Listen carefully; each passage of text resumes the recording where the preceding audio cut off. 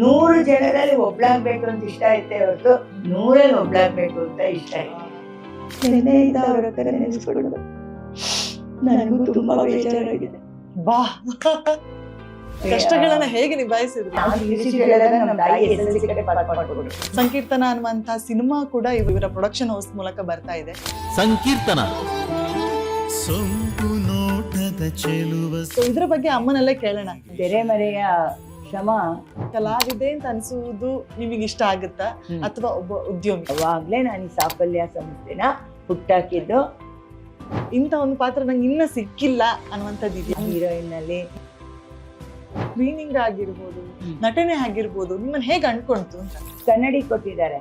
ನನ್ನ ಕನ್ನಡಿ ಬೇಡ ಕ್ಯೂಟೆಕ್ಸ್ ಬೇಕು ಅಂತ ಹೇಳಿದ್ವಿ. ಸೀತಾರಾಮ ಅನ್ನುವಂತ ಸೀರಿಯಲ್ ಇಷ್ಟು ಜನಪ್ರಿಯ ಆದೆ ಅಂದ್ರೆ 38 ವರ್ಷದಿಂದ ಸಾಧಿಸ್ತಾ ಇರೋದು. ನೆಚ್ಚಿನ ವೃತ್ತಿ ವಸ್ತ್ರ ವಿನ್ಯಾಸ ಆಗಿರ್ಬೋದ? ಟೈಲರಿಂಗ್ ಅಷ್ಟು ಸುಲಭನೂ ಅಲ್ಲ, ಅದಕ್ಕೆ ತುಂಬಾ ಮ್ಯಾಥಮೆಟಿಕಲ್ ತಲೆ ಬೇಕು. ಬದುಕಿದೇನು ಹಾಡು ಬರ್ತಾ ಇತ್ತು ರೇಡಿಯೋದಲ್ಲಿ.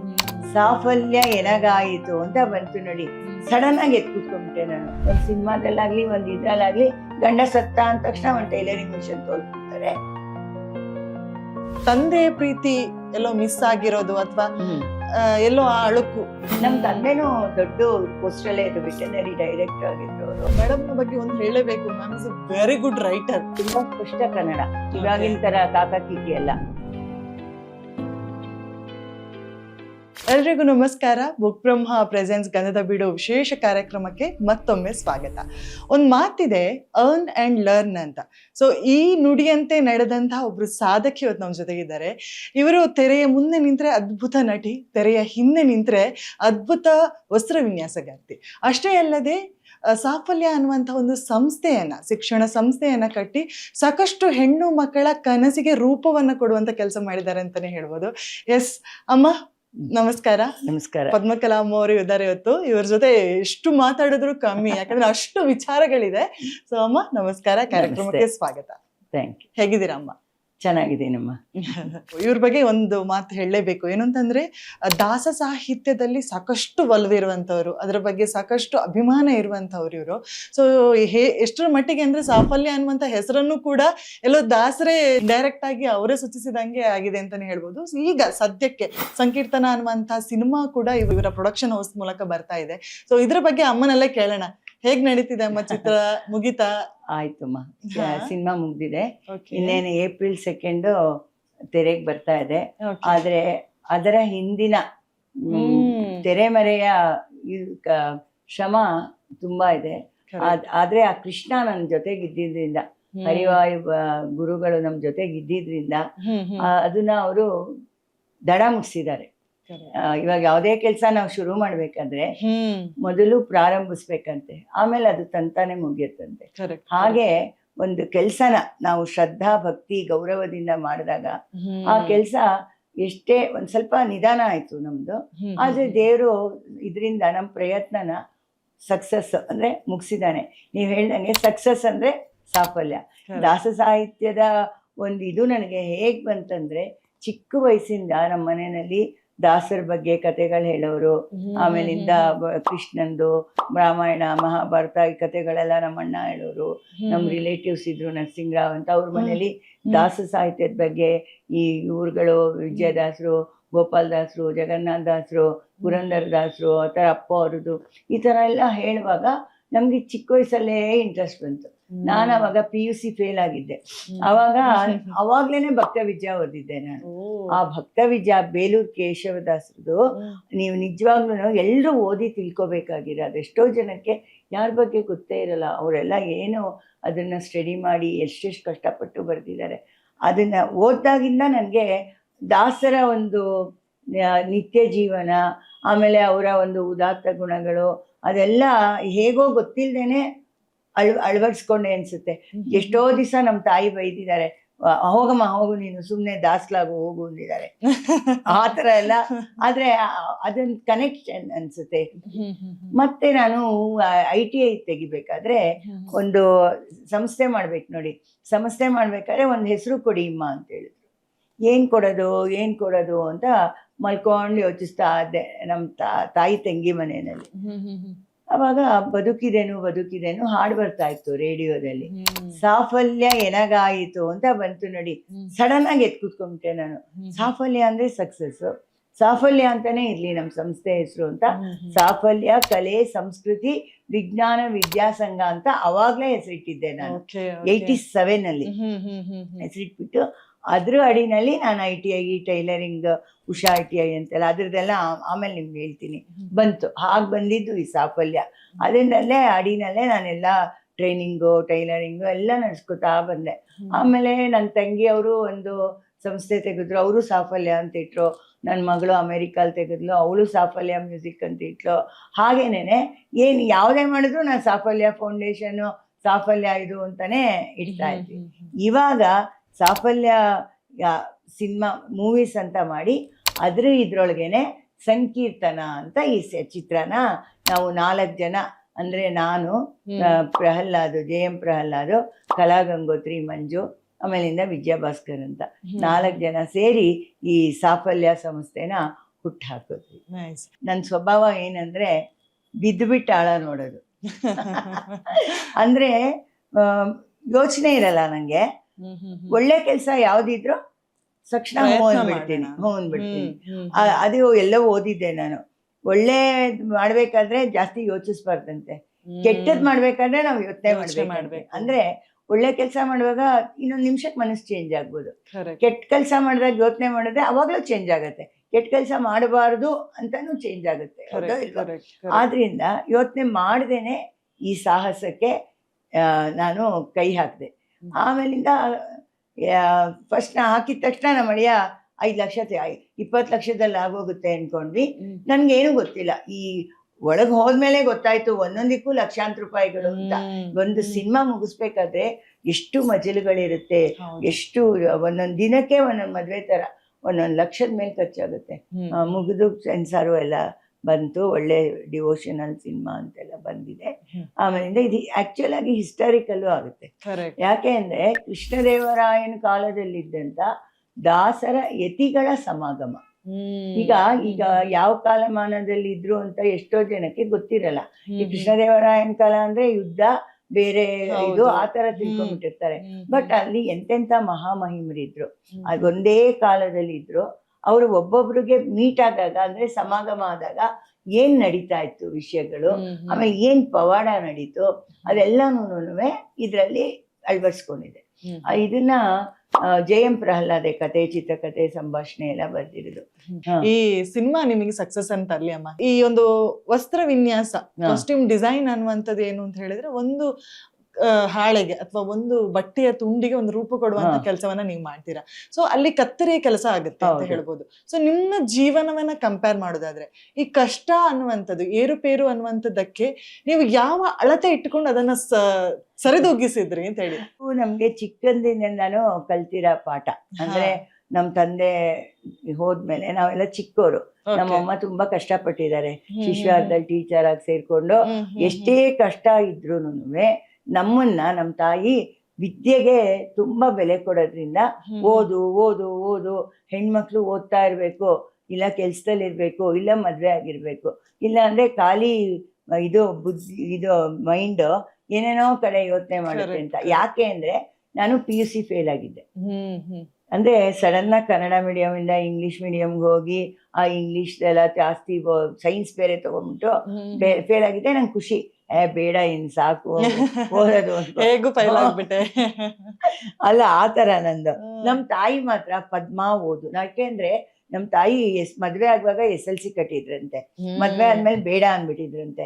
ಆಮೇಲೆ ನಾನ್ PUC ಫೇಲ್ ಆದಾಗ ನಮ್ ತಾಯಿ SLC ಕಟ್ ಪಾಸ್ ಮಾಡ್ಕೊಂಡ್ರು. ಅಷ್ಟು ನಮ್ ತಾಯಿಗೆ ಎಕ್ಸಾಮ್ಗೆ ಹೋಗ್ಬೇಕು, ಓದ್ಬೇಕು ಅಂತ ಬಹಳ ಇಷ್ಟ ಆಯ್ತು. ಅದಕ್ಕೆ ಕಟ್ಟೆ. 20 ವರ್ಷ ಆದ್ರೂ ಡಿಗ್ರಿನೇ, 50 ವರ್ಷಕ್ಕೆ ತಗೊಂಡ್ರು ಡಿಗ್ರಿನೇ. ಓದ್ಬೇಕು ನೀನು, ಡಿಗ್ರಿ ತಗೊಳ್ಳೇಬೇಕು ಅಂತ ನಮ್ಮಮ್ಮ ಇದ್ ಮಾಡಿದ್ರು. ಆಮೇಲೆ ಕಟ್ಟಿ ಪಾಸ್ ಮಾಡಿ 1-2 ವರ್ಷದಲ್ಲಿ ಆಯ್ತು ಅಂದ್ಕೊಳ್ಳಿ. ಆಮೇಲೆ ಅದೇ ಊರಿಗೆ ಕಾಲೇಜ್ ಬಂತು. ಅವಾಗ ಅದ್ರ ಜೊತೆ ನನ್ನ ಫ್ರೆಂಡ್ಸ್ ಒಂದಿಬ್ರು ಅವರು ಬಿಟ್ಬಿಟ್ಟಿದ್ರು. ಅವ್ರಿಗೆಲ್ಲ ಪ್ರೋತ್ಸಾಹ ಕೊಟ್ಟು ನಮ್ಮ ತಾಯಿ ಅವ್ರಿಗೂ ಪರೀಕ್ಷೆಗೆ ದುಡ್ಡು ಕೊಟ್ಟು ಕಟ್ಸಿ, ನೀವು ಕಟ್ಟಿಮ್ಮ, ನೀವು ಯಾರು ಪೆದ್ರಲ್ಲ ಜಾನ್ರು ಅಂತೆಲ್ಲ. ಅವಾಗೆಲ್ಲ 1 ವರ್ಷ ಆಯ್ತು PUC, ತುಂಬಾ ಕಷ್ಟ ಆಯ್ತು. ಅವ್ರದ್ದು ಆಯ್ತು. ಆಮೇಲೆ ನಾನ್ ಹಠ, ನೀವುಗಳು ಡಿಗ್ರಿ ಸೇರ್ಕೊಳ್ಳಿ ನನ್ನ ಜೊತೆ ಅಂತ ಅವ್ರ ಮನೆಗೆ ಹೋಗಿ ಹಠ ಮಾಡಿದ್ದೆ. ಅವ್ರನ್ನೆಲ್ಲ ಸೇರಿಸಿ ಅದರಲ್ಲಿ ಒಬ್ಳು ತಹಸೀಲ್ದಾರ್ ಆಗಿ ರಿಟೈರ್ಡ್ ಆದ್ಲು, ಇನ್ನೊಬ್ಳು ಕನ್ನಡದಲ್ಲಿ ಇಡೀ ಯೂನಿವರ್ಸಿಟಿಗೆ ರ್ಯಾಂಕ್ ಬಂದ್ಲು. ಆಮೇಲೂ ಬೇಕಾದಷ್ಟು ಜನ ಇವ್ರುಗಳಿಗೆಲ್ಲ ಪಾಠ ಹೇಳ್ಕೊಟ್ಟು ಮಾಡಿ ಎಲ್ಲ ಇದಾಯ್ತು. ಇವತ್ತಿಗೂ ನಾವೆಲ್ಲ ಹಾಗೇ ಇದ್ದೀವಿ ಫ್ರೆಂಡ್ಸ್ ಎಲ್ಲಾನು. ಆ ಥರ ಒಂಥರ ಉಡಾಫೆ ಜೀವನ ಅಂದ್ರೆ ನಾನು ತುಂಬಾ ಹಗುರವಾಗಿ ಜೀವನನ ನಡೆಸ್ತೋಳು. ಖುಷಿ, ನಾನ್ ಫೇಲ್ ಆದ್ರೂ ನನ್ನ ಫ್ರೆಂಡ್ ಪಾಸ್ ಆಗಿದ್ರೆ ಇವ್ಳು ಪಾಸು ಗೊತ್ತಾ, ನಾನ್ ಫೇಲ್ ಗೊತ್ತಾ ಅನ್ಕೊಂಡು ಓಡಾಡ್ತಿದ್ದೆ. ಸನ್ನಿವೇಶವನ್ನ ಯಾವತ್ತೂ ಕೂಡ ಸೀರಿಯಸ್ ಆಗಿ ಜೀವನದಲ್ಲೂ ಹಂಗೆ ಇದ್ದೀನಿ ನಾನು. ಯಾವಾಗ್ಲೂ ಅಷ್ಟೇ, ಅಷ್ಟೊಂದು ಇದ್ ಮಾಡ್ದೇನೆ. ಮಾಡಾದ್ಮೇಲೆ ಡಿಗ್ರಿ ಆದ್ಮೇಲೆ ಸೆಕೆಂಡ್ ಇಯರ್ BL ಮದ್ವೆ ಗೊತ್ತಾಯ್ತು. ಅವ್ರಿಗೂ ನಮ್ಮ ತಾಯಿ ಹೇಳ್ಬಿಟ್ರು, ನನ್ನ ಮಗಳು ಓದಾದ್ಮೇಲೆನೆ ನಾವು ಮದ್ವೆ ಮಾಡೋದು, ಡಿಗ್ರಿ ಆದ್ಮೇಲೆ ಸರಿ ಅಂದ್ರು ನಮ್ಮ ಅತ್ತೆ ಮನೆಯವರು ಪಾಪ. ಆಮೇಲೆ ಮದ್ವೆ ಆಯ್ತು. ಮನೆಯಲ್ಲಿ ಸುಮ್ನೆ ಒಟ್ಟಿ ಕುಟುಂಬ, ಉಷಾ ಅಂತ ನಮ್ಮ ಊರಿಗಿದ್ವಿ, ನಾವೆಲ್ಲ ಒಟ್ಟಿಗೆ ಇದ್ವಿ. ಸುಮ್ನೆ ಟೈಲರಿಂಗ್, ನಂಗೆ ಚಿಕ್ಕ ಹುಡುಗಿಯಿಂದ ಟೈಲರಿಂಗ್ ಇಷ್ಟ, ಮತ್ತೆ ಕ್ರಿಯೇಟಿವಿಟಿ, ಬ್ಯಾಗ್ ಹಾಕೋದು. ಅವಾಗೆಲ್ಲ ನಾನು ಓದುವಾಗ ಬ್ಯಾಗ್ಗಳ ಬುಟ್ಟಿಗಳ ವೈರ್ ಬುಟ್ಟಿ ಇತ್ತಲ್ಲ, ಅದೆಲ್ಲ ಹಾಕಿ ಮಾಡಿ. ನಾನು ಆಗ ಇಂಟ್ರೋದಲ್ಲಿ ಹೇಳಿದಾಗನೇ ಹೇಳಿದೆ, ನಾನು ಅವಾಗ್ಲೇ ಮಾಡಿದ್ದೀನಿ. Correct correct. ಯಾಕಂತಂದ್ರೆ ಅಂತ ಸ್ವಭಾವ ಎಲ್ಲರಿಗೂ ಇರಲ್ಲ. ಯಾಕಂತಂದ್ರೆ ಈಗ ಮನೇಲಿ ಅನುಕೂಲ ಇದ್ದಾಗ ಏನಾಗುತ್ತೆ ಹೇಳಿದ್ರೆ, ಓಕೆ ಅವ್ರು ಕೊಡ್ತಾರಲ್ಲ, ಪರವಾಗಿಲ್ಲ, ಅದನ್ನ ಯೂಸ್ ಮಾಡ್ಕೊಂಡು ನಾವು ಓದುವ, ಯಾಕೆ ಬೇಕು ಈಗ ಟೆನ್ಷನ್, ಮತ್ತೆ ಓದೋದಿದೆ, ಅರ್ನ್ ಮಾಡೋದಿದೆ, ನಂಗಂತ ಟೆನ್ಷನ್ ಇಲ್ವಲ್ಲ. ನಾನು ಇವತ್ತು ಇಂದಿರಾ ಗಾಂಧಿಗೆಲ್ಲ ಕೊಟ್ಟಿದ್ದಾರೆ ನಮ್ಮ ಸಮಾಜದ ಮಹಿಳಾ ಸಮಾಜದಲ್ಲಿ. ಸುಂದರಮ್ಮ ಅಂತಿದ್ರು, ಅವರು ಅಲ್ಲಿಗೆಲ್ಲ ಕೊಟ್ಟಿದ್ದಾರೆ ಗೊತ್ತಾ. ಇವತ್ ರಾತ್ರಿ ಹೇಳೋರು, ಪದ್ಮಕಲಾ ನಾಳೆ ಪ್ಲೈವುಡ್ ಶೀಟ್ ಫ್ಯಾಕ್ಟ್ರಿ ಇತ್ತು, ಆ ಪ್ಲೈವುಡ್ ಶೀಟ್ ಅಲ್ಲಿ ಬುಟ್ಟಿ ಮಾಡ್ಕೊಡೋದು, ದೊಡ್ಡ ದೊಡ್ಡವ್ರಿಗೆಲ್ಲ ಪ್ರೆಸೆಂಟ್ ಕೊಡ್ಬೇಕು, ನೀನು ಮಾಡ್ಕೊಡ್ತೀಯ ಅನ್ನೋರು. ಹ್ಞೂ ಅಂದ್ಬಿಟ್ಟು ಮಾಡ್ಕೊಡ್ತಾ ಇದ್ದೆ. ಬೆಳಿಗ್ಗೆ 6 ಗಂಟೆಗೆ ಅವ್ರ ಮನೆಗೆ ತಗೊಂಡೋಗಿ ಕೊಡ್ತಾ ಇದ್ದೆ ನಾನು. ಅದ್ರಲ್ಲಿ ಕೊಡೋದು ನಾನು ಒಬ್ಳೇ ಅಲ್ಲದೆ ನನ್ನ ಫ್ರೆಂಡ್ಸ್ ಹೇಳಿದ್ನಲ್ಲ, ಅವ್ರಿಗೂ ಹೇಳ್ಕೊಟ್ಟಿದ್ದೆ. ಪಾಪ ನಿಮ್ಗೂ ಕಷ್ಟ ಅಲ್ವಾ, ಎಲ್ಲಾರುನು ನಾವು ಇದ್ ಮಾಡೋಣ, ನೀವು ತಗೊಳ್ಳಿ. ಯಾವಾಗ್ಲೂ ನಾನು ಅಂದೇ ಇಲ್ಲ, ನಾವು ಅಂತ. ಆದ್ರೆ ಒಂದು ಕೇಳ್ಬೇಕಮ್ಮ, ಏನು ಅಂತಂದ್ರೆ ಈಗ ಮಹಿಳೆಯಾಗಿ ಆ ಸಮಯದಲ್ಲಿ ಇಂಥ ಫೇಸ್ ಮಾಡೋದು ತುಂಬಾ ಕಷ್ಟ ನನ್ನ ಪ್ರಕಾರ. ಯಾಕಂತಂದ್ರೆ ಸಮಾಜ 100ಕ್ಕೆ 100 ಮಾತಾಡೋರೆ. ಹೌದು, ಅಂದ್ರೆ ನೀವ್ ಒಳ್ಳೆ ಕೆಲಸ ಮಾಡ್ಲಿ, ಕೆಟ್ಟ ಕೆಲಸ ಮಾಡ್ಲಿ, ಅವ್ರು ಮಾತಾಡ್ತಾರೆ. ಅದ್ರಲ್ಲೂ ಇಂಥ ಕೆಲಸಗಳಿಗೆ ಕೈ ಹಾಕ್ಬೇಕಾದ್ರೆ ಹೆಣ್ಮಗಳು ಇದನ್ನೆಲ್ಲ ಮಡ್ಸಿದಾಳ ಅಂತ ಕೊಂಕೆಳೋರು ಇರ್ತಾರೆ, ಎಲ್ಲೋ ಕಾಲೆಳೆಯೋರು ಇರ್ತಾರೆ. ಸೊ ಇಂಥ ಅನುಭವಗಳಾಗ್ಲಿಲ್ವಾ ನಿಮಗೆ? ಆತರ ಏನಾಗಿಲ್ಲ. ಯಾಕೆ ಅಂತಂದ್ರೆ ನಾನು ಮಾಡ್ತಾ ಇದ್ದಾಗ ಎಲ್ರಿಗೂ ಖುಷಿ ಆಗೋದು. ಮಹಿಳಾ ಸಮಾಜ ಅವರೆಲ್ಲ ತಗೊಳ್ಳೋರು, ಇದ್ ಮಾಡೋರು, ಆರ್ಡರ್ ಕೊಡೋರು, ನಾನು ಮಾಡ್ಕೊಡ್ತಾ ಇದ್ದೆ. ಬುಟ್ಟಿಗಳು, ಪ್ಲಾಸ್ಟಿಕ್ ವೈಯರ್ ಬುಟ್ಟಿ ಹೆಣೆಯೋದು, ಅದು ನಾನು ಫೀಸ್ಗೆ ಇದಕ್ಕೆಲ್ಲ ಉಪಯೋಗಿಸ್ಕೊತಾ ಇದ್ದೆ. ಸ್ಕಾಲರ್ಶಿಪ್ ಬರ್ತಾ ಇತ್ತು. ನನಗೆ 2 ಸೀರೆ ಇದ್ರೆ ನೀನೊಂದು ಉಟ್ಕೊಳ್ಳೆ ಅಂತ ಕೊಡೋದು, 2 ಇದಿದ್ರೆ ಆತರ ನನಗೆ ಹಂಚಿಕೊಂಡು ತಿನ್ನೋದು. ತಿಂಡಿನೇ ಇರ್ಬೋದು, ಊಟನೇ ಇರ್ಬೋದು, ಒಂದ್ ಒಡವೆ ವಸ್ತುನೇ ಇರ್ಬೋದು, ಏನೇ ಇರ್ಬೋದು, ಆತರನೇ ನಾನು ನಮ್ಮ ಫ್ರೆಂಡ್ಸ್ನು ಯಾರಿಗೂ ಕೀಳರಿಮೆ ಬರಬಾರ್ದು. ನನಗೆ ಕೀಳರಿಮೆ ಅನ್ನೋದೇ ಇಲ್ಲ, ಬೇರೆಯವ್ರಿಗೂ ಬರಬಾರ್ದು. ಆತರ ಸೆಲ್ಫ್ ಕಾನ್ಫಿಡೆನ್ಸ್ ತುಂಬಾ ಇಂಪಾರ್ಟೆಂಟ್. ಆದ್ರೆ ಎಲ್ಲೋ ನೀವಾಗ್ಲೇ ಮಾತಾಡ್ತಾ ಹೇಳಿದ್ರಿ ತಂದೆಯನ್ನ ಬೇಗ ಕಳ್ಕೊಂಡ್ರಿ ಅಂತ. ಎಲ್ಲೋ ಈ ತಂದೆ ಪ್ರೀತಿ ಎಲ್ಲೋ ಮಿಸ್ ಆಗಿರೋದು, ಅಥವಾ ಎಲ್ಲೋ ಆ ಅಳುಕು, ಅವ್ರು ಇರ್ತಿದ್ರೆ ಈ ತರ ಕಷ್ಟ ಇರ್ತಿರ್ಲಿಲ್ವೋ, ಅಥವಾ ಈ ತರದ ಏನೋ ಒಂದು ಅನುಭವ ಗೊತ್ತಾಗಿಲ್ಲ. ಯಾಕೆ ಗೊತ್ತಾ, ನಾನು 10 ವರ್ಷ ನಮ್ಮ ತಂದೆ ಚೆನ್ನಾಗಿ ಜ್ಞಾಪಕ ಇದೆ ನಂಗೆ. ನಮ್ಮ ತಾಯಿ 2ನೇ ಹೆಂಡತಿ, ನಮ್ಮ ಅಣ್ಣಂದ್ರು ಅವರೆಲ್ಲ ಇದ್ರಲ್ಲ, ಅವರು ಎಲ್ಲ ಪಾಪ ಪ್ರೀತಿ ಕೊಟ್ಟಿದ್ದಾರೆ, ಇದ್ ಮಾಡಿದ್ದಾರೆ. ಆಮೇಲೆ ನಮ್ದು ಒಳ್ಳೆ ಕುಟುಂಬ ಆದ್ರಿಂದ ನಾವೆಲ್ಲ ಬೇರೆ ತಾಯಿ ಮಕ್ಳು ಅನ್ನೋ ಭಾವನೆ ಇವತ್ತಿಗೂ ಇಲ್ಲ ನಮ್ಗೆ, ಇವತ್ತಿಗೂ ಇಲ್ಲ. ಆ ತರನೇ ಇದೀವಿ. ಆದ್ರೆ ಅವಾಗ ಸ್ವಲ್ಪ ಅವರೆಲ್ಲ ದೂರ ಹೋದಾಗ ನಮ್ಮಮ್ಮ ಸ್ವಲ್ಪ ಕಷ್ಟ ಪಡ್ಬೇಕಾಯ್ತು. ಅವಾಗ ಒಂದ್ ಕಡೆ ನಾನು, ನನ್ನ ತಮ್ಮ, ನನ್ನ ತಂಗಿ 3 ಜನ ಇದ್ವಿ. ಇನ್ನೊಬ್ಬ ತಂಗಿ ನಮ್ಮ ಅಕ್ಕನ ಮನೇಲಿದ್ಲು. ಹಾಗೆ ಎಲ್ಲಾರುನು ನಮ್ಮಮ್ಮ ಅವ್ರನ್ನ ಸಮಾಜದಲ್ಲಿ ಟೀಚರ್ ಆಗಿ ಅಷ್ಟು ದಿವಸ ಮನೆಯಿಂದ ಹೊರಗಡೆ ಬರದೇ ಇರೋರು.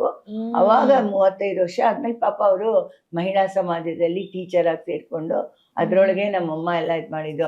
ಅವರೆಲ್ಲ ತುಂಬಾ ಸಪೋರ್ಟ್ ಕೊಡೋರು. ಇನ್ನೊಬ್ರು ನಮ್ಮಮ್ಮನ ಫ್ರೆಂಡು ಮನ್ನಿ ಅಂತ, ರಾಜಮ್ಮ ಅಂತ, ಅವರು ನಮ್ಗೆ ನಮ್ಮಮ್ಮನ ತರನೇ, ನಮ್ಮ ತಾಯಿ ತರನೇ ಅವರು.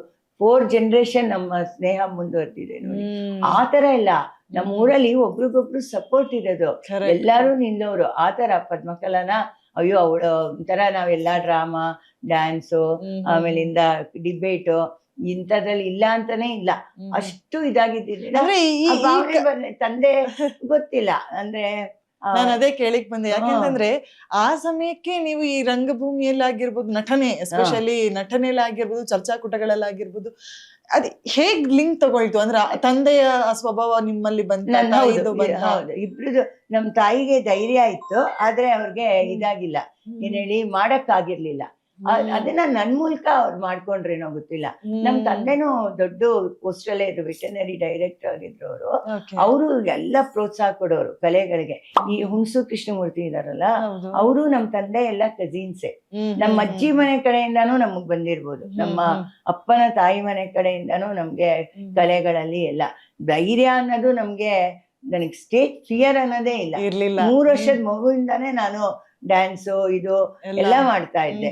ಆಮೇಲೆ ಸ್ಕೂಲ್ಗಳಲ್ಲೂ ಅಷ್ಟೇ, ಎಲ್ಲದಕ್ಕೂ ಲೀಡರು, ಸ್ಕೂಲ್ಗೆ ಲೀಡರು, ಹೈಸ್ಕೂಲ್ಗೆ ಲೀಡರು, ಕಾಲೇಜಿಗೆ ಒಂಥರ ಎಲ್ಲಿದ್ರು 100 ಜನದಲ್ಲಿ ಒಬ್ಳಾಗ್ಬೇಕು ಅಂತ ಇಷ್ಟ ಇತ್ತೆ ಹೊರತು 100ರಲ್ಲಿ ಒಬ್ಳಾಗ್ಬೇಕು ಅಂತ ಇಷ್ಟ ಇತ್ತು. ಚೆನ್ನಾಗಿ ಹೇಳಿದ್ರೆ ಆಕ್ಚುಲಿ. ಆದ್ರೆ ಈ ಲಿಂಕ್ ಇದೆಯಲ್ಲಮ್ಮ, ಅಂದ್ರೆ ರಂಗಭೂಮಿಗೆ ಬಂದಿರೋದಾಗಿರ್ಬೋದು, ಸಿನಿಮಾಗ್ ಬಂದಿರೋದಾಗಿರ್ಬೋದು, ಈಗ ಅದ್ ಹಿಂದೆ ಮಾತಿತ್ತು ಅಂದ್ರೆ ನಮ್ಮ ಪರಂಪರೆಯವ್ರು ಯಾರೋ ಇದ್ರೆ ಅದು ಮುಂದುವರಿಸ್ಕೊಂಡು ಹೋಗುವಂತದ್ದು. ಆದ್ರೆ ನಿಮ್ಮ ತಲೆಮಾರಲ್ಲಿ ನೋಡೋದಾದ್ರೆ ನಿಮ್ಮ ತಂದೆ ತಾಯಿ ಇಬ್ರು ಕೂಡ ಆ ಇಂಡಸ್ಟ್ರಿಯಲ್ಲಿ ಕೆಲಸ ಮಾಡಿದ ಅನುಭವ ಇರ್ಲಿಲ್ಲ. ಹೇಗ್ ಬಂದ್ರಿ, ಹೇಗ್ ಪರಿಚಯ? ಇಲ್ಲ, ನಾನು ಹೇಳಿದ್ದು ಇವಾಗ ಮದ್ವೆ ಆದ್ಮೇಲೂ ನಮ್ಗೆಲ್ಲ ಇದೆಲ್ಲ ಇಲ್ಲ ಅಂತಾನೆ. ಯಾವಾಗೆಲ್ಲ ಏನಿರ್ಲಿಲ್ವಲ್ಲ ಸಂಪ್ರದಾಯಸ್ಥ, ಮತ್ ಟಿವಿನೇ ಇರ್ಲಿಲ್ವಲ್ಲ, ಆಸೆ ಪಡಕ್ಕೂ ಏನಿಲ್ಲ. ಸಿನಿಮಾ ಅಂದ್ರೆ ಭಯ. ಆಕ್ಚುಲ್ ಆಗಿ ಎಷ್ಟೋ ಜನ ನನ್ ಕೇಳಿದ್ದಾರೆ, ನೀವ್ ಯಾಕೆ ಅವಾಗ ಹಿಂಸು ಕೃಷ್ಣಮೂರ್ತಿ ಅವರೆಲ್ಲ, ಭಾರ್ಗವ ಅವರೆಲ್ಲ ಇದ್ರು, ನೀವ್ ಯಾಕೆ ಸಿನಿಮಾಗ್ ಬರ್ಲಿಲ್ಲ ಅಂತ. ನಮ್ಗೆ ಸಿನಿಮಾ ಐಡಿಯಾನೇ ಇಲ್ಲ. ನೋಡಕ್ ಆಸೆ ಇತ್ತು, ಇದೆಲ್ಲ ಮಾಡಕ್ ಆಸೆ ಇತ್ತು. ಸಿನಿಮಾ ನೋಡ್ತಿದ್ವಿ, ಥಿಯೇಟರ್ಗೆ ತುಂಬಾ ವಿಪರೀತ. ಚಿಕ್ಕ ಹುಡುಗಿಯಿಂದ ಸಿನಿಮಾ ಅಂದ್ರೆ ಆಸೆ, ಅವರೆಲ್ಲ ದೇವತೆಗಳು ಅನ್ಕೊಂಡ್ಬಿಟ್ಟಿದ್ದೆ. ಸಿನಿಮಾದವರೆಲ್ಲ ಹಠ ಮಾಡಿ 10 ಕರೆದು ಹೋಗ್ತಾ ಇದ್ದೆ ನಾನು. ಯಾವ ಸಿನಿಮಾ ಬಂದ್ರು ಫಸ್ಟ್ ನಾವೇ ನೋಡೋದು, ಆತರ. ನಮ್ ಫ್ರೆಂಡ್ಸ್ನು ಹಠ ಮಾಡಿ ಕರ್ಕೊಂಡು ಹೋಗ್ತಾ ಇದ್ದೆ. ಅಷ್ಟು ಸಿನಿಮಾ ಇಷ್ಟ ಬಿಡಿ. ಆ ತರನೇ ಎಲ್ಲ ಇರೋದು, ಮಾಡ್ಕೊಳ್ಳೋದು, ಆ ತರ ಎಲ್ಲಾನು. ಆದ್ರೆ ಮದ್ವೆ ಆಗಿ ಬಂದ್ಮೇಲೆ ನಾ ಟೈಲರಿಂಗ್ ಸೇರ್ಕೊಂಡ್ಬಿಟ್ಟೆ. ಮಧ್ಯಾಹ್ನ ಹೊತ್ತು ಟೈಮ್ ಯಾಕೆ ವೇಸ್ಟ್ ಮಾಡೋದು ಅಂತ ನಮ್ ಓರ್ಗಿತ್ತಿ ನಾವೆಲ್ಲ ಒಟ್ಟಿಗೆ ಇದ್ವಲ್ಲ, ಶ್ರೀಮತಿ ಅಂತ ಮೇಡಮ್, ಅವ್ರ ಹತ್ರ, ಸುಶೀಲಾ ಅನ್ನೋರ ಹತ್ರ, ಇಬ್ಬರ ಹತ್ರ ಕಲ್ತೆ ನಾನು. ಆಮೇಲೆ ITI ಆದ್ಮೇಲೆ ಅದ್ ಬೇರೆ ಕತೆ ಆಯ್ತಾ. ಇದ್ ಮಾಡ್ಕೊಂಡಾಗ ಈ ಟೈಲರಿಂಗ್ ಕಲ್ತೋಳು ನನ್ 3 ಜನ ಹೆಣ್ಮಕ್ಳು, ಸೌಮ್ಯ, ಪ್ರಿಯಾ, ದಿವ್ಯಾ ಅಂತ. ಅವ್ರಗಳಿಗೆ ಬಟ್ಟೆ ಹೊಲಿತಾ ಇದ್ದೆ. ನನಗೆ ಹಿಂಗ್ ನೋಡಿದ ತಕ್ಷಣ ನನಗ್ ಗೊತ್ತಾಗ್ಬಿಡುತ್ತೆ. ನಾನು ಬರೀ ಬೇಸಿಕ್ ಕಲ್ತಿದ್ದು, ನೋಡಿದ ತಕ್ಷಣ ನನ್ಗೆ ಅದೇನೋ ಹೊಳದ್ ಬಿಡುತ್ತೆ, ಹಿಂಗೆ ಈ ಡಿಸೈನು ಅಂತ. ಅದನ್ನ ಮಾಡ್ತಾ ಇದ್ದೆ. ಅವ್ರಿಗೆ ನೋಡ್ಬಿಟ್ಟು ಬೇರೆಯವ್ರು ಹೊಲ್ಸ್ಕೊಳಕ್ ಶುರು ಮಾಡಿದ್ರು, ಬೇರೆಯವ್ರಿಗೂ ಹೊಲ್ಕೊಡ್ತಿದ್ದೆ. ಆಮೇಲಿಂದ ಇಲ್ಲಿ TV, ನಾನು 88 ಹೇಳಿದ್ನಲ್ಲ, 87 ಅಲ್ಲಿ ನಮ್ ಸಂಸ್ಥೆ ಶುರುವಾಯ್ತು. ITI ಎಲ್ಲ ನಡೆಸ್ತಾ ಇದ್ದೆ. ಅವಾಗ ನಾನು ಇದಕ್ಕೆಲ್ಲ ಗೌರ್ಮೆಂಟ್ಗೆಲ್ಲ ಬಟ್ಟೆಗಳು ಹೊಲ್ಕೊಡೋದು, ಅದನ್ನ ನಮ್ಮ ಸ್ಟೂಡೆಂಟ್ಸ್ ಕೈಲಿ ಅವ್ರಿಗೆ ಪ್ರಾಕ್ಟೀಸ್ಗೋಸ್ಕರ ಹೊಲ್ಸೋದು, ಆ ಥರ ಎಲ್ಲ ಮಾಡ್ತಾ ಇದ್ದೆ. ಅವಾಗ ಇದು ನಟರಂಗ ಇದೆಯಲ್ಲ, ನಟರಂಗದಲ್ಲಿ ನಾಟಕ ಮಾಡ್ತಾ ಇದ್ರು. ಅದಕ್ಕೆ ನಮ್ಮ ಫ್ರೆಂಡ್ ಎದುರುಗಡೆ ಮನೆಯಲ್ಲೇ ಇದ್ಲು, ಶೋಭಾ ರಾಘವೇಂದ್ರ ಅಂತ, ಅವರೆಲ್ಲ ಮಾಡ್ತಾ ಇದ್ರು. ಅವರು ನೀವೆಲ್ಲ ಹಾಡೆಲ್ಲ ಹೇಳ್ತಿರಲ್ಲ, ಬನ್ನಿ ಅದಕ್ಕೆ ಅಂತ ಕರ್ಕೊಂಡು. ಆಗ ಈ ಕಪ್ಪಣ್ಣ, ಶ್ರೀನಿವಾಸ್ ಜಿ ಕಪ್ಪಣ್ಣ, ಪದ್ಮಜ ಅವರೆಲ್ಲ ಗೊತ್ತಾದ್ರಲ್ಲ. ಅವಾಗ ಏನ್ ಮಾಡಿದ್ರು, ಅದು ಇವರು ಯಾರು MS ಅಚ್ಚು ಮಾಡ್ತಾ ಇದ್ದಿದ್ದು, ಅವರು ಅವಾಗ ಸೀರಿಯಲ್ ತೆಗಿತಾ ಇದ್ರು, ಮಾಸ್ತಿ ವೆಂಕಟೇಶ್ ಅಯ್ಯಂಗಾರ್ ಕಥೆಗಳು ಅಂತ. ಅದ್ರಲ್ಲೂ ಮಾಡಕ್ ಆಸೆ ನಮ್ಗೆ. ಅವಾಗ ನಮ್ಮ ಯಜಮಾನ್ರು ಫಸ್ಟ್ ಬೇಡ ಅಂದ್ಬಿಟ್ಟಿದ್ರು. ಆಮೇಲೆ ಕೇಳಿ ಆಮೇಲೆ ನನ್ನ ತಂಗಿ ಗಂಡ ನಾವು ಮಾಡ್ತೀವಿ, ನನ್ನ ತಂಗಿ ಅನೌನ್ಸರ್ ಆಗಿದ್ಲು ಟಿವಿನಲ್ಲಿ. ಅವ್ರ ಗಂಡ ನಮಗೂ ಇಷ್ಟ, ಎಲ್ಲ ಚೆನ್ನಾಗೇ ಇರುತ್ತೆ, ಮಾಡಿಸಿ ಅಂತ ಹೇಳಿ ಅವಾಗ ಫಸ್ಟ್ ನಳಿನಿಯ ತಂದೆ ಅಂತ ಅದ್ರಲ್ಲಿ ಮಾಡಿದೆ. ಶೋಭಾ ಮೊದಲ ಬಣ್ಣ ಹಚ್ಚಿದ್ದು. ನಿಮ್ಮ ಸಾಧಾರಣ ವಯಸ್ಸು ಎಷ್ಟಾಗಿತ್ತಮ್ಮ ಅವಾಗ? 35. 35ಗೆ ನೀವು ಬಂದಿರೋದು. 3 ಜನ ಮಕ್ಕಳು ಆಗಿದ್ದು. ಫಸ್ಟ್ 35 ಇಯರ್ಸ್ ನನ್ಗೆ.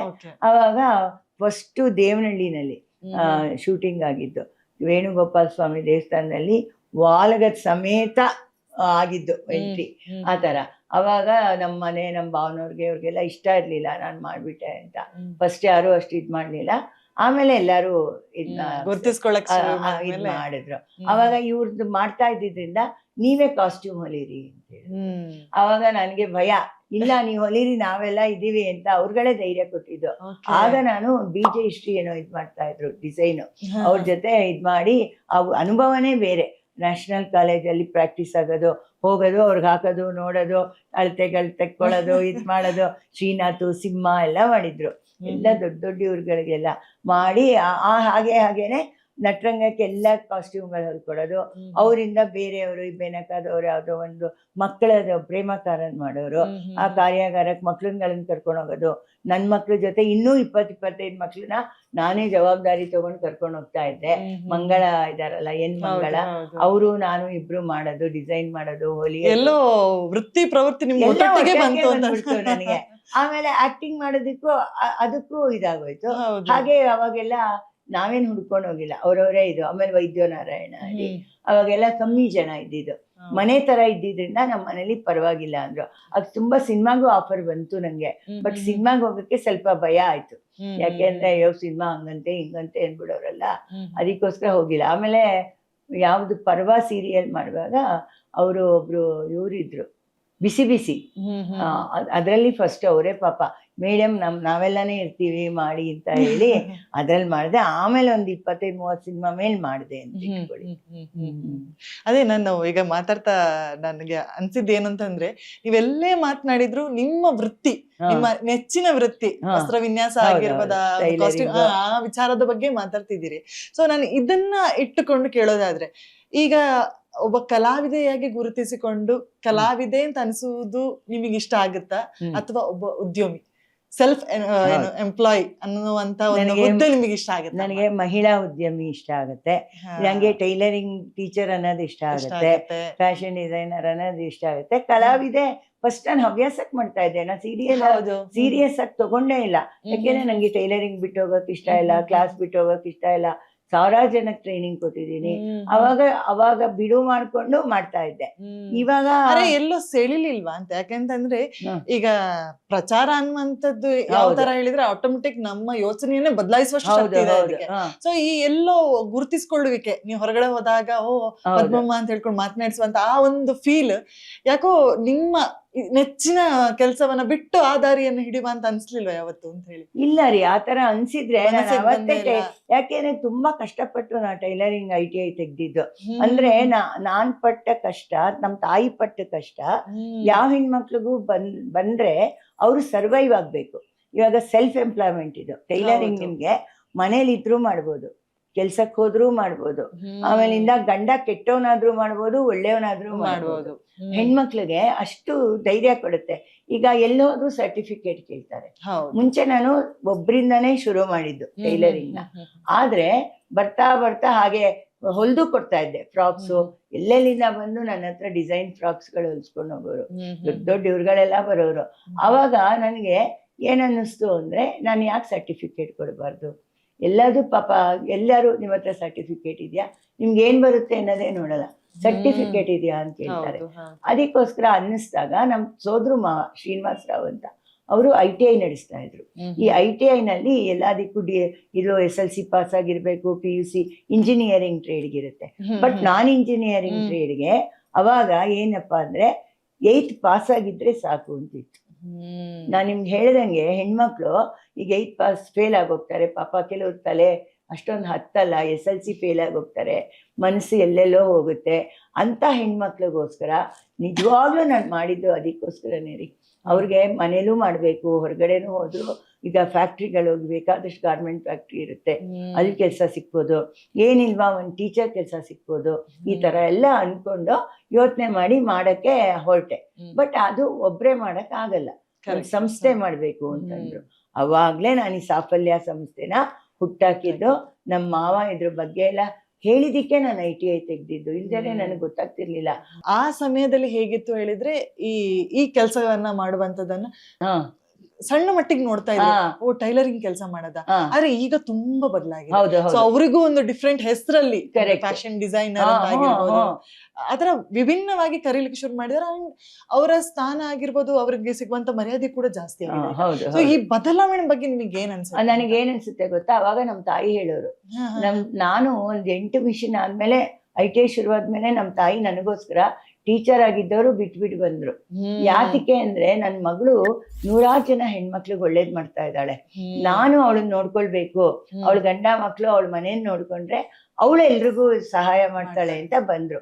ಅವರು ಒಂದ್ ಮಾತು ಹೇಳೋರು, ಯಾರಾದ್ರೂ ಅಯ್ಯೋ ನಿಮ್ಗೇನು ನಿಮ್ ತಾಯಿದಾರೆ ಟೈಲರಿಂಗ್ ಮಾಡ್ಕೋಬಹುದು, ಅಥವಾ ನಮ್ಮ ಓರ್ಗಿತ್ತಿ ಮನೇಲಿ ಇದ್ದಾಗ ಓರ್ಗಿತ್ತಿ ಎಲ್ಲ ಮಾಡ್ಕೋತಾರೆ, ಇವ್ರು ಮಾಡ್ತಾರೆ ಅಂತ. ಆಗ ನಮ್ಮಮ್ಮ ಅನ್ನೋರು, ಟೈಲರಿಂಗನ್ನ ಯಾಕೆ ಕಡಿಮೆ ಮಾಡಿದ್ದಾರೆ ಅಂದರೆ, ಒಂದು ಸಿನಿಮಾದಲ್ಲಾಗಲಿ ಒಂದು ಇದ್ರಲ್ಲಾಗಲಿ ಗಂಡ ಸತ್ತ ಅಂದ ತಕ್ಷಣ ಒಂದು ಟೈಲರಿಂಗ್ ಮಿಷನ್ ತೋರಿಸ್ಬಿಡ್ತಾರೆ. ಅವಾಗ ಎಲ್ರಿಗೂ ಟೈಲರಿಂಗ್ ಬಗ್ಗೆ ತುಂಬ ಕಮ್ಮಿ, ನೀವು ಹೇಳ್ದಂಗೆ ಕಮ್ಮಿ ಅಭಿಪ್ರಾಯ ಬರುತ್ತೆ. ಟೈಲರಿಂಗ್ ಅಷ್ಟು ಸುಲಭನೂ ಅಲ್ಲ, ಅದಕ್ಕೆ ತುಂಬಾ ಮ್ಯಾಥಮೆಟಿಕಲ್ ತಲೆ ಬೇಕು, ಹೌದೋ ಇಲ್ವಾ? ಕ್ಯಾಲ್ಕುಲೇಷನ್ ಇಲ್ಲ ಅಂದ್ರೆ ನೀವು ಮಾಡಕ್ಕಾಗಲ್ಲ, ಐಡಿಯಾ ಇಲ್ಲ ಅಂದ್ರೆ ಮಾಡಕ್ಕಾಗಲ್ಲ. ನಿಮ್ಗೆ ದೇಹ ಶ್ರಮನೂ ಬೇಕು, ಬುದ್ಧಿನೂ ಉಪಯೋಗಿಸ್ಬೇಕು, ಎರಡೂ ಬೇಕು ಟೈಲರಿಂಗ್ ಅಲ್ಲಿ. ಆ ತರ ತೋರಿಸ್ಬಿಡೋದ್ರಿಂದ ಹಂಗೆ ತಿಳ್ಕೊತಾರೆ, ಆಗಲ್ಲ, ಇಷ್ಟು ಕಷ್ಟ ಇದೆ, ನಾನು ದಿನಾ ನೋಡ್ತೀನಲ್ಲ ಅಂದ್ಬಿಟ್ಟು ನಮ್ಮಮ್ಮ, ನೀನ್ ಅಡ್ಗೆ ಕೆಲಸ ಮಾಡ್ಬೋದು, ನಾವು ನಿಂದು ಮಾಡಕ್ಕಾಗಲ್ಲ ಎಲ್ಲಾರ್ಗು ಅಂತ ಅದು ಹೇಳೋರು ಪಾಪ.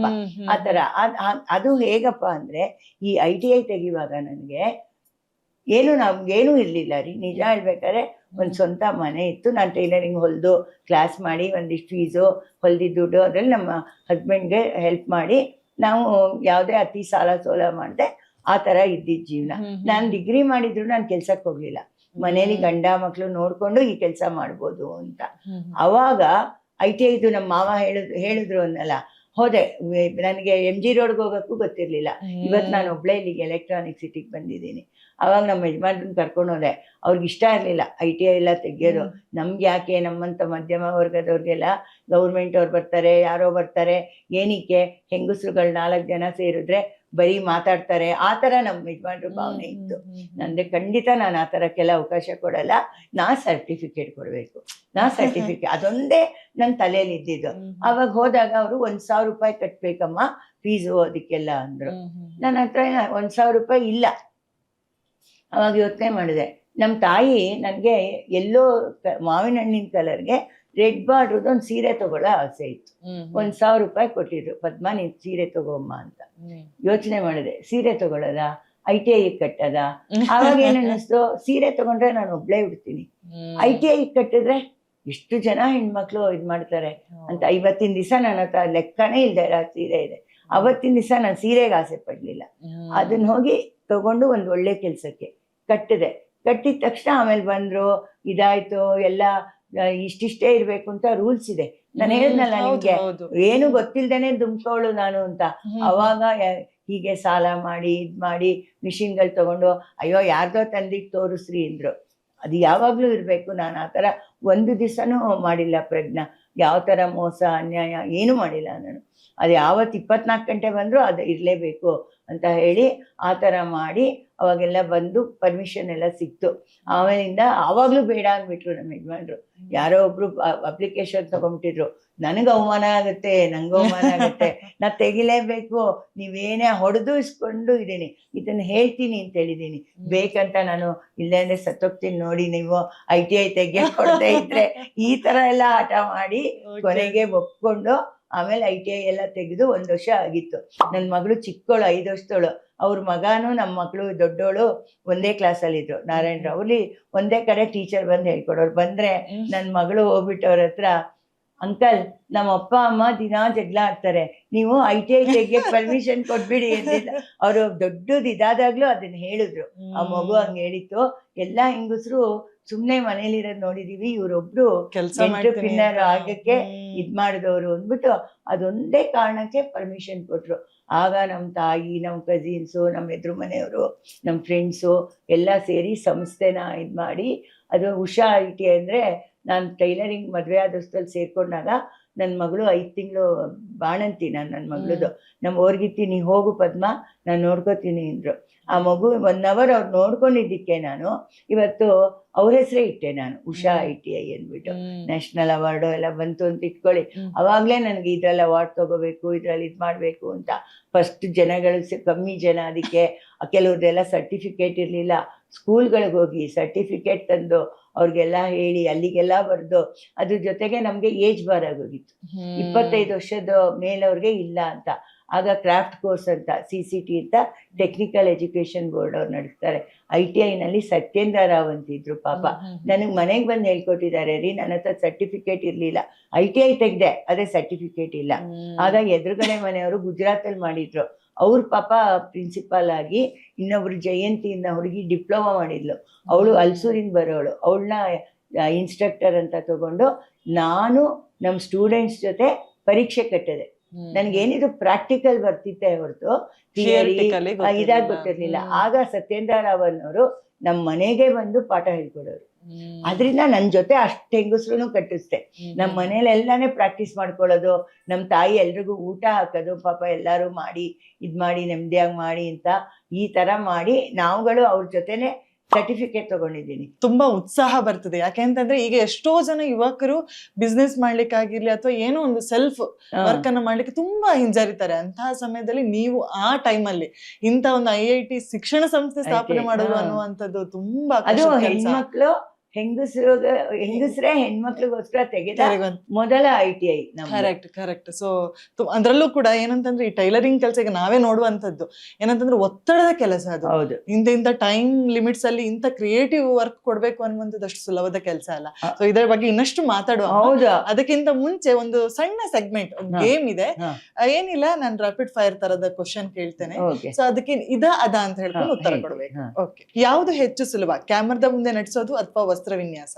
ವಸ್ತ್ರವಿನ್ಯಾಸ ನನಗೆ. ಓಕೆ. ಪದ್ಮಕಲಾ ಅವರಿಗೆ ಹತ್ತಿರವಾದದ್ದು ಬಣ್ಣದ ಪ್ರಪಂಚ ಅಥವಾ ಬಟ್ಟೆ ವಿನ್ಯಾಸ? ಬಣ್ಣದ ಪ್ರಪಂಚನೂ ಚೆನ್ನಾಗಿರುತ್ತೆ, ಎಲ್ರು ಅದ್ರಲ್ಲಿ ತುಂಬಾ ಗುರುತಿಸ್ತಾರೆ ಅಲ್ವಾ. ಓಕೆ. ಗೆಲುವಿನ ಸೂತ್ರ ಯಾವುದು, ಕಠಿಣ ಪರಿಶ್ರಮ ಅಥವಾ ಅದೃಷ್ಟ? ಕಠಿಣ ಪರಿಶ್ರಮ ಜೊತೆಗೆ ಅದೃಷ್ಟ ಬರ್ಬೇಕು, ಎರಡು ಒಟ್ಟೊಟ್ಟಿಗೆ ಬೇಕು ಅಂತ. ಕಠಿಣ ಪರಿಶ್ರಮ ಫಸ್ಟ್ ಬೇಕು ರೀ. ಬದುಕಿಗೆ ಕಷ್ಟ ಬಂದಾಗ ಎದುರಿಸಿ ನಿಲ್ಬೇಕು ಅಥವಾ ಸಮಯಕ್ಕೆ ಬಿಡ್ಬೇಕು? ಇಲ್ಲ, ಎದುರಿಸಿ ನಿಲ್ಬೇಕು. ಓಕೆ. ಒಬ್ಬ ಮಹಿಳೆಗೆ ಅತಿ ಮುಖ್ಯ ಯಾವುದು, ಸೌಂದರ್ಯ ಅಥವಾ ಆರ್ಥಿಕ ಸ್ವಾತಂತ್ರ್ಯ? ಆರ್ಥಿಕ ಸ್ವಾತಂತ್ರ್ಯ. ಓಕೆ. ITI ಸ್ಥಾಪಿಸುವಾಗ ಅನಿಸಿದ್ದೇನು, ಸವಾಲು ಅಥವಾ ಜವಾಬ್ದಾರಿ?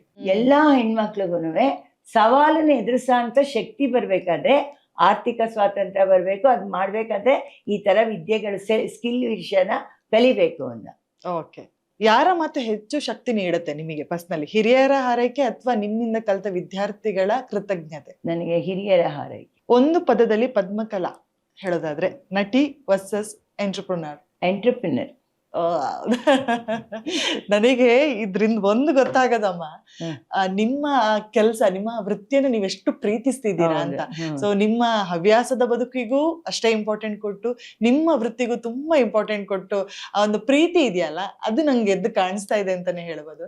ಸೊ ಇನ್ನು ನಿಮ್ಮ ಬಣ್ಣದ ಪ್ರಪಂಚದ ಬಗ್ಗೆ ಒಂದಷ್ಟು ಕೇಳಬೇಕು ಅಂತ ಅನಿಸುತ್ತೆ. ಯಾಕಂತಂದ್ರೆ ಸಾಕಷ್ಟು ಜನರ ಮನೆಯನ್ನ ತಲುಪಿದಂಥವ್ರು ನೀವು, ಕಿರುತೆರೆಯ ಮೂಲಕ ಸಾಕಷ್ಟು ಮನೆಯವರ ಜೊತೆಗೆ ಮನೆಯವರಾಗಿದ್ದೀರಿ. ಸೊ ಈ ಪ್ರಪಂಚದ ಈ ಸೌಂದರ್ಯದ ಬಗ್ಗೆ ಏನ್ ಹೇಳ್ಬೋದು ಅಂತೇಳಿ, ನೀವು ಅಭಿನಯಿಸಿದ ಮೊದಲ ಧಾರಾವಾಹಿಗಳ ಬಗ್ಗೆ ಆಗಿರ್ಬೋದು, ಸಹ ಕಲಾವಿದರ ಬಗ್ಗೆ? ನಾನು ಮೊದಲು ಅಭಿನಯಿಸಿದ್ದು ನಳಿನಿಯ ತಂದೆ ಅಂತ, MS ಸತ್ಯ ಅವ್ರು ತೆಗ್ದಿದ್ದು. ಇವರು ಮಾಸ್ತಿ ವೆಂಕಟೇಶ್ ಹೆಂಗಾರ್ ಕಥೆಗಳು. ಅದರಲ್ಲಿ ಒಂದು ವೇಶ್ಯ ಪಾತ್ರ ಅಂದ ತಕ್ಷಣ ಇದಲ್ಲ ಏನು, ಯಾವ್ದೇ ಆಕ್ಚುಲಿ ನಾವು ಯಾರು ಇರ್ತಾರೋ ಅವ್ರ ಜೊತೆನೂ ಅಲ್ಲ. ಒಂದ್ ದೇವಸ್ಥಾನಕ್ಕೆ ಮೊದಲನೇ ಸೀನೆ ನಂದು, ದೇವಸ್ಥಾನಕ್ಕೆ ಒಡವೆಗಳು ತಗೊಂಡೋಗಿ ದೇವ್ರ ಉತ್ಸವ ಮೂರ್ತಿ ಕೊಡ್ತೀನಿ. ಆಗ ಅಲ್ಲಿ ಇನ್ನೊಬ್ಳು ಬಂದಿರ್ತಾಳೆ, ಅವಳು ಹೇಳ್ತಾಳೆ, ಈ ನಿಮ್ಮನೇಲಿ ಕಳವಾದ ವಸ್ತು ಒಡವೆಗಳಲ್ವಾ ಅಂತ. ಅವಳಿಗೆ ಬೇಜಾರಾಗುತ್ತೆ. ಯಾಕೆ ಅಂದ್ರೆ ಅವಳ ಗಂಡ ಅವಳ ಹತ್ರ ಸುಳ್ಳು ಹೇಳಿರ್ತಾನೆ, ಒಡವೆ ಎಲ್ಲ ಕದ್ಕೊಂಡು ಹೊಟ್ಟೋಗಿದ್ದಾರೆ ಅಂತ.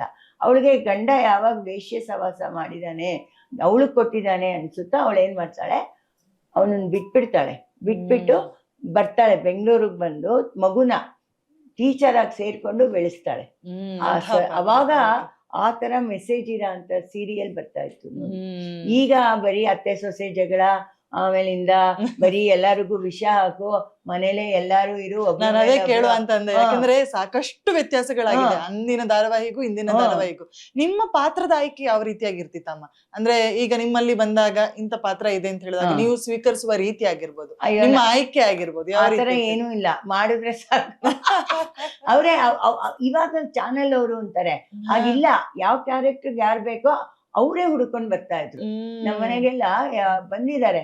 ಈಗ ವೈದ್ಯನಾರಾಯಣ ಹರಿನಲ್ಲಿ ಪ್ರಕಾಶ್ ರಾಜ್ ಅತ್ತೆಯಾಗಿ ಮಾಡಿದೆ, ಸುಧಾ ನರಸಿಂಹರಾಜು ತಾಯಿ, ಅಸಹಾಯಕ ತಾಯಿ, ಅಳಿಯ ಹಿಂಸೆ ಮಾಡಿ ಅಂತರ. ನಂದು ಸ್ವಲ್ಪ ಸೌಮ್ಯ ಮುಖ ಆದ್ರಿಂದ ಆ ತರನೇ. ಈಗ ರವಿ ಕಿರಣ್ಗೆ ಎಷ್ಟೋ ತಾಯಿಯಾಗಿ ಮಾಡಿದೀನಿ. ಆ ತರ ಆಗ್ಬಿಟ್ಟು ಹೀರೋಗಳಿಗೆ ಹೀರೋಯಿನ್ಗೆ ಮತ್ತೆ ನಿಮ್ಮ ಕಂಪನಿ ಅಂತ ಅದರಲ್ಲಿ ಹೀರೋ ತಾಯಿ ನಾನು, ಭಾರತಿ ಹೀರೋಯಿನ್ ತಾಯಿ, ಆ ತರ ಒಳ್ಳೊಳ್ಳೆ ಡೈರೆಕ್ಟರ್ಗಳ ಜೊತೆ ಮಾಡಿದೀನಿ. ಆಮೇಲೆ ಮಾಯಾಮೃಗ, TN ಸೀತಾರಾಮ್ದು ಮಾಯಾಮೃಗ, ಅದ್ರಲ್ಲಂತೂ ನನ್ನ ಒಂದು ಟೈಲರಿಂಗ್ ಇದಕ್ಕೆ ಓನರ್ ಅಂತಾನೆ ತಗೊಂಡಿದ್ದಾರೆ ಮಾಡಿ. ಅದ್ರಲ್ಲಿ ರಿಯಲ್ ಆಗಿ ಯಾವ್ಯಾವ್ದ್ರಲ್ಲಿ ಪ್ರಶಸ್ತಿಗಳಿದೆ ಆ ತರ ಎಲ್ಲ ಕೇಳಿ ನಾಗೇಂದ್ರ ಶಾ ನನ್ ಪೋರ್ಷನ್ ನ ಇದ್ ಮಾಡಿದ್ದು. ಅವಾಗ ಸುಮಾರು ಸೀರಿಯಲ್ಲು ಇದಕ್ಕೆಲ್ಲ ನಮ್ಮನೆ ಟೈಲರಿಂಗ್ ಯೂನಿಟ್ನೇ ಎಲ್ಲ ತಗೋತಾ ಇದ್ರು. ದೊಡ್ಡದಾಗಿತ್ತಲ್ಲ, 48 ಮಿಷನ್ ಇತ್ತು ಟೈಲರಿಂಗ್ ಇದಾದ್ರಿಂದ ನಮ್ಮನೆದೇ ಎಲ್ಲ ತಗೊಳ್ತಾ ಇದ್ರು. ಸುಮಾರು ಸೀರಿಯಲ್ಗಳಿಗೆಲ್ಲ ತಗೊಂಡಿದ್ದಾರೆ. ಆ ತರ ಆದ್ರಿಂದ ಅವಾಗ ಇಂಥ ಪಾತ್ರಕ್ಕೆ ಇವರೇ ಸೂಟ್ ಅಂತ ಇದ್ ಮಾಡೋರು. ಇವಾಗ ಇಲ್ವಂತೆ, ಅದೇನೋ ಚಾನಲ್ ಅವರೇ ಮಾಡ್ಬೇಕು ಅಂತಾರೆ. ಅದ್ರಲ್ಲೂ ಸೌಮ್ಯ ಪಾತ್ರಗಳಿಗೆ ಮಾಡ್ತಾರೆ. ಅಂದ್ರೆ ನೀವು ನಿಮ್ ಬಾಲ್ಯದಲ್ಲಿ ಅವಾಗ್ಲೇ ಹೇಳಿದ್ರಿ ಸಾಕಷ್ಟು ಚಿತ್ರಗಳನ್ನ ನೋಡಿದ್ದೀರಾ ಅಂತ. ನಿಮಗ್ ಅನ್ಸಿದ್ಯಾ ನಾನ್ ಇಂಥದ್ದೊಂದು ಪಾತ್ರ ಮಾಡ್ಬೇಕು, ಇಂಥ ಒಂದು ಪಾತ್ರ ನಂಗೆ ಇನ್ನ ಸಿಕ್ಕಿಲ್ಲ ಅನ್ನುವಂಥದ್ದು ಇದೆಯಾ? ನನಗೆ ಹೌದು, ನಾನು ನನ್ನನ್ನು ನಾನು ಕಾಣ್ಕೋತಾ ಇದ್ದೆ ಆ ಹೀರೋಯಿನ್ ನಲ್ಲಿ. ಚಿಕ್ಕ ಮಗು ನಂಗೆ ಜ್ಞಾಪಕ ಇದೆ, ಕಳತ್ತೂರ್ ಕಣ್ಣಮ್ಮ ಅಂತ ಸಿನಿಮಾ ಬಂದಿತ್ತು. ಹಠ ಹೋಗ್ಬೇಕು 10 ವರ್ಷದ ಹುಡುಗಿನೂ ಇಲ್ಲ, 7-8 ವರ್ಷದ ಹುಡುಗಿ. ಅವಾಗ ನಮ್ಮ ಅಕ್ಕ ಬೇಡ ಬೇಡ ಅಂತ, ನೀ ಬರ್ಬಾರ್ದು, ನಾನ್ ಬರ್ತೀನಿ ಅಂತ 10 ಕರೆದು ಅಷ್ಟು ಹಠ ಮಾಡಿದೀನಿ ಗೊತ್ತಾ. ಅಷ್ಟು ಇಷ್ಟ. ಅದೇನೋ ಅವರೆಲ್ಲ ದೇವತೆಗಳು, ಅವ್ರನ್ನೆಲ್ಲ ನೋಡ್ಬೇಕು. ಈಗ ಅವರೆಲ್ಲರೂ ನನಗ್ ಸಿಗ್ತಾರೆ. ಅವತ್ ನನಗ್ ಗೊತ್ತಿಲ್ಲ, ತುಂಬಾ ಆಸೆ. ಆದ್ರೆ ನಾನು ಕುಳ್ಳಕ್ಕಿದ್ದೀನಿ, ನಂಗೆ ಏನಾರ ಅಕಸ್ಮಾತ್ ಉದ್ದಾಗಿದ್ದ ಇದ್ದಿದ್ರೆ ಹೊಟ್ಬಿಡ್ತಿದ್ನೇನೋ ಗೊತ್ತಿಲ್ಲ. ಅಂದ್ರೆ ಆತರ ಭಯ, ಆದ್ರೆ ಮರ್ಯಾದೆ ಭಯ ಜಾಸ್ತಿ. ಸಿನಿಮಾದವರು ಅಂದ್ರೆ ಅವಾಗೆಲ್ಲ ಅಷ್ಟೊಂದು ಇದ್ ಮಾಡ್ತಿರ್ಲಿಲ್ಲ. ಸಿನಿಮಾಗ್ ಸೇರ್ಕೊಂಡ್ತಾರ ಅನ್ನೋರಲ್ಲ, ಅದಕ್ಕೆ ಆ ಭಯ ಇತ್ತು. ಏನೇ ಆಸೆ ಇದ್ರು ಆ ಮರ್ಯಾದೆ ತೆರೆ ಏನೇನೋ ಇರುತ್ತಲ್ಲ ಇತ್ತು. ಅದರಿಂದ ಬೇಗ, ಆಮೇಲೆ ತಂದೆ ಇಲ್ದೇ ಇರೋದ್ರಿಂದ ಬೇಗ ಮದ್ವೆ ಆಗ್ಬೇಕು, ರೇಗಿಸ್ತಾರೆ, ಅದೆಲ್ಲ ನೀವ್ ಹೇಳ್ದಂಗೆ ಅವತ್ ನೀವೇನೋ ಅನ್ಕೊಳ್ಳಿಲ್ವಾ ಅಂದ್ರಲ್ಲ, ಸದಾ ಗುಂಪಲ್ಲೇ ಇರ್ತಿದ್ವಿ ನಾವು. ಯಾವಾಗ್ಲೂ ಫ್ರೆಂಡ್ಸ್ ಜೊತೆ ಒಬ್ಬೊಬ್ರೆ ಓಡಾಡೋದು. ಈಗೆಲ್ಲ ಎಷ್ಟ್ ಧೈರ್ಯ ನೋಡಿ, ಅವಾಗೆಲ್ಲ ತುಂಬಾ ಭಯ ಇತ್ತು. ಆದ್ರಿಂದ ಆತರ ಅಲ್ಲ. ನಾನು ಕಿತ್ತೂರ್ ಚೆನ್ನಮ್ಮನ್ ಮಾಡ್ತಾ ಇದ್ದೆ. ಬಿ ಸರೋಜಾದೇವಿ ಯಾವ್ದೇ ನಿಮಗೇಕೆ ಕೊಡಬೇಕು ಕಪ್ಪ ಅನ್ನೋದು ನಾನು ಸ್ಕೂಲಲ್ಲಿ ಕಾಲೇಜಲ್ಲೆಲ್ಲ ತುಂಬಾ ಫೇಮಸ್. ಹೇಳಿ ಅಮ್ಮ. ಇವಾಗ ಹೇಳಕ್ಕೆ ಅಷ್ಟೊಂದು ಫೋರ್ಸ್ ಇದೆಯೋ ಇಲ್ವೋ ಗೊತ್ತಿಲ್ಲ. ಪರವಾಗಿಲ್ಲ. ಕಪ್ಪ ನಿಮಗೇಕೆ ಕೊಡಬೇಕು ಕಪ್ಪ, ನೀವೇನಾದರೂ ನಮ್ಮ ಅಣ್ಣ ತಮ್ಮಂದಿರೇ, ದಾಯಾದಿಗಳೇ, ಬಂಧುಗಳೇ, ನಿಮಗೇಕೆ ಕೊಡಬೇಕು ಕಪ್ಪ. ನೀವೇನಾದರೂ ಉತ್ತಿರ, ಬಿತ್ತಿರ, ಬೆಳೆ ಬೆಳೆದಿರ, ನಿಮಗೇಕೆ ಕೊಡಬೇಕು ಕಪ್ಪ. ಸೊ ಅದೇ ನಮ್ಮ ತುಂಬಾ ಚೆನ್ನಾಗಿ ಅಭಿನಯಿಸಿದ್ರಿ. ಆಕ್ಚುಲಿ ನಾನ್ ಒಂದು ಕೇಳಲೇಬೇಕು, ಈ ಅಭಿನಯ ನೋಡಿದ್ಮೇಲೆ ನೀವ್ ಹೇಳಿದ್ರಿ ಅಚಾನಕ್ಕಾಗಿ ನಾವು ಇಂಡಸ್ಟ್ರಿಗೆ ಬಂದಿರೋದು, ಈ ಆಕ್ಟಿಂಗ್ ಕೆರಿಯರಿಗೆ ಬಂದಿರೋದು ಅಚಾನಕವಾಗಿ ನಿಮ್ಮ 35 ವರ್ಷದ ನಂತರ. ತರಬೇತಿ ಎಲ್ಲೂ ತಗೊಳ್ಳಿಲ್ಲ ನೀವು. ಸೊ ಹೇಗೆ ಈ ವಾಯ್ಸ್ ಮಾಡ್ಯುಲೇಷನ್ ಆಗಿರ್ಬೋದು, ಸ್ಕ್ರೀನಿಂಗ್ ಆಗಿರ್ಬೋದು, ನಟನೆ ಆಗಿರ್ಬೋದು, ನಿಮ್ಮನ್ನ ಹೇಗೆ ಅನ್ಕೊಂತು ಅಂತ? ಅಲ್ಲ, ನಾನು ಹೇಳಿದ್ನಲ್ಲ 3 ವರ್ಷದ ಹುಡುಗಿನಲ್ಲೇ ಅವಾಗ್ಲೇ ನೋಡ್ಬಿಟ್ಟು ಡ್ಯಾನ್ಸ್ ಎಲ್ಲ ಆಡಾಕುದು. 1 ವರ್ಷದ ಮಗುವಿಂದಾನೇ ಡ್ಯಾನ್ಸ್ ಮಾಡ್ತಾ ಇದ್ನಂತೆ. ಆಮೇಲೆ 3 ವರ್ಷ ಆದಾಗ ಚಿಕ್ಕನಾಕಳ್ಳಿನ ಮಕ್ಕ ಕರ್ಕೊಂಡು ಹೋಗಿದ್ರು. ಅಲ್ಲಿ ಸ್ಟೇಜ್ ಮೇಲೆ ಡ್ಯಾನ್ಸ್ ಮಾಡಿದ್ರೆ ಅವ್ರು ನನಗೆ ಒಂದು ಇದು ಏನೋ ಕನ್ನಡಿ ಕೊಟ್ಟಿದ್ದಾರೆ. ನನಗೆ ಕನ್ನಡಿ ಬೇಡ, ಕ್ಯೂಟೆಕ್ಸ್ ಬೇಕು ಅಂತ ಕೇಳಿದ್ನಂತೆ. ಅವಾಗ್ಲೇ ಬಣ್ಣದ ಹುಚ್ಚು. ಆಮೇಲೆ ಏನಿದ್ರು ಎಲ್ಲ ಕೊಟ್ಬಿಡ ಹುಚ್ಚು ನಂಗೆ. ಏನಿದ್ರು ತೆಗೆದು ಕೊಟ್ಬಿಡ್ತೀನಿ. ದೇಶಭಕ್ತಿ ಅದೆಲ್ಲ ತುಂಬಾ ಜಾಸ್ತಿ. ಅವಾಗ ನನಗೆ ಒಂದು ಬೆಳ್ಳಿ ಬಟ್ಲು ಕೊಟ್ಟಿದ್ರಂತೆ, ನನ್ನ ಇದಕ್ಕೆ ಏನೋ ಇದ್ ಮಾಡಿದೆ ಅಂತ, ಏನು ಬೇಬಿ ಶೋನಲ್ಲಿ. ಒಂದು 64ನೇ ಇಸ್ವಿ ಅವಾಗೆಲ್ಲ ಇದು ಯುದ್ಧ ಆಯ್ತಲ್ಲ, ಚೈನಾ ವಾರ ಆಯ್ತಲ್ಲ, ಅವಾಗ ರಕ್ಷಣಾ ನಿಧಿಗೆ ಎಲ್ರು ಒಡವೆ ಕೊಡಿ, ದುಡ್ಡು ಕೊಡಿ ಅಂತ ಕೇಳ್ತಾ ಇದ್ರು. ನಮ್ಮ ಹುಣಸೂರ್ಗೂ ಬಂದಿದ್ರು. ನಾನೇನ್ ಮಾಡ್ದೆ, ಮನೆಗ್ ಬಂದ್ಬಿಟ್ಟು ನಾನು ಕೊಡ್ಬೇಕು, ಏನಾರು ಕೊಡಿ ಅಂತ ಗಲಾಟೆ. ನಿಂದೇನಿದ್ಯಾ ಕೊಡಕ್ಕೆ ಅಂತ ಬೈದ್ರು. ನನ್ ಬೆಳ್ಳಿ ಲೋಟ ಇದೆಯಲ್ಲ ಕೊಡಿ, ಬೆಳ್ಳಿ ಲೋಟ.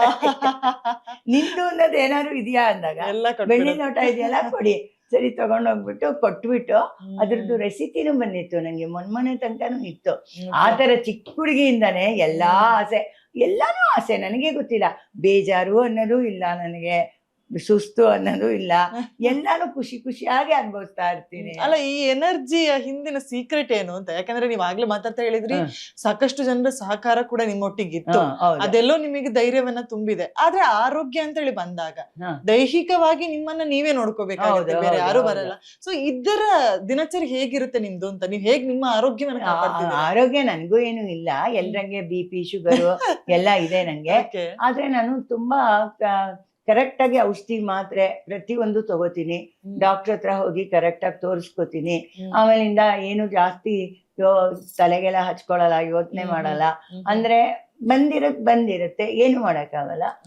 ಒಂದ್ ಸ್ವಲ್ಪ ಹೊತ್ತು ಬೇಜಾರಾಗುತ್ತೆ, ಆಮೇಲೆ ಸುಮ್ನಾಗೋಗ್ತೀನಿ.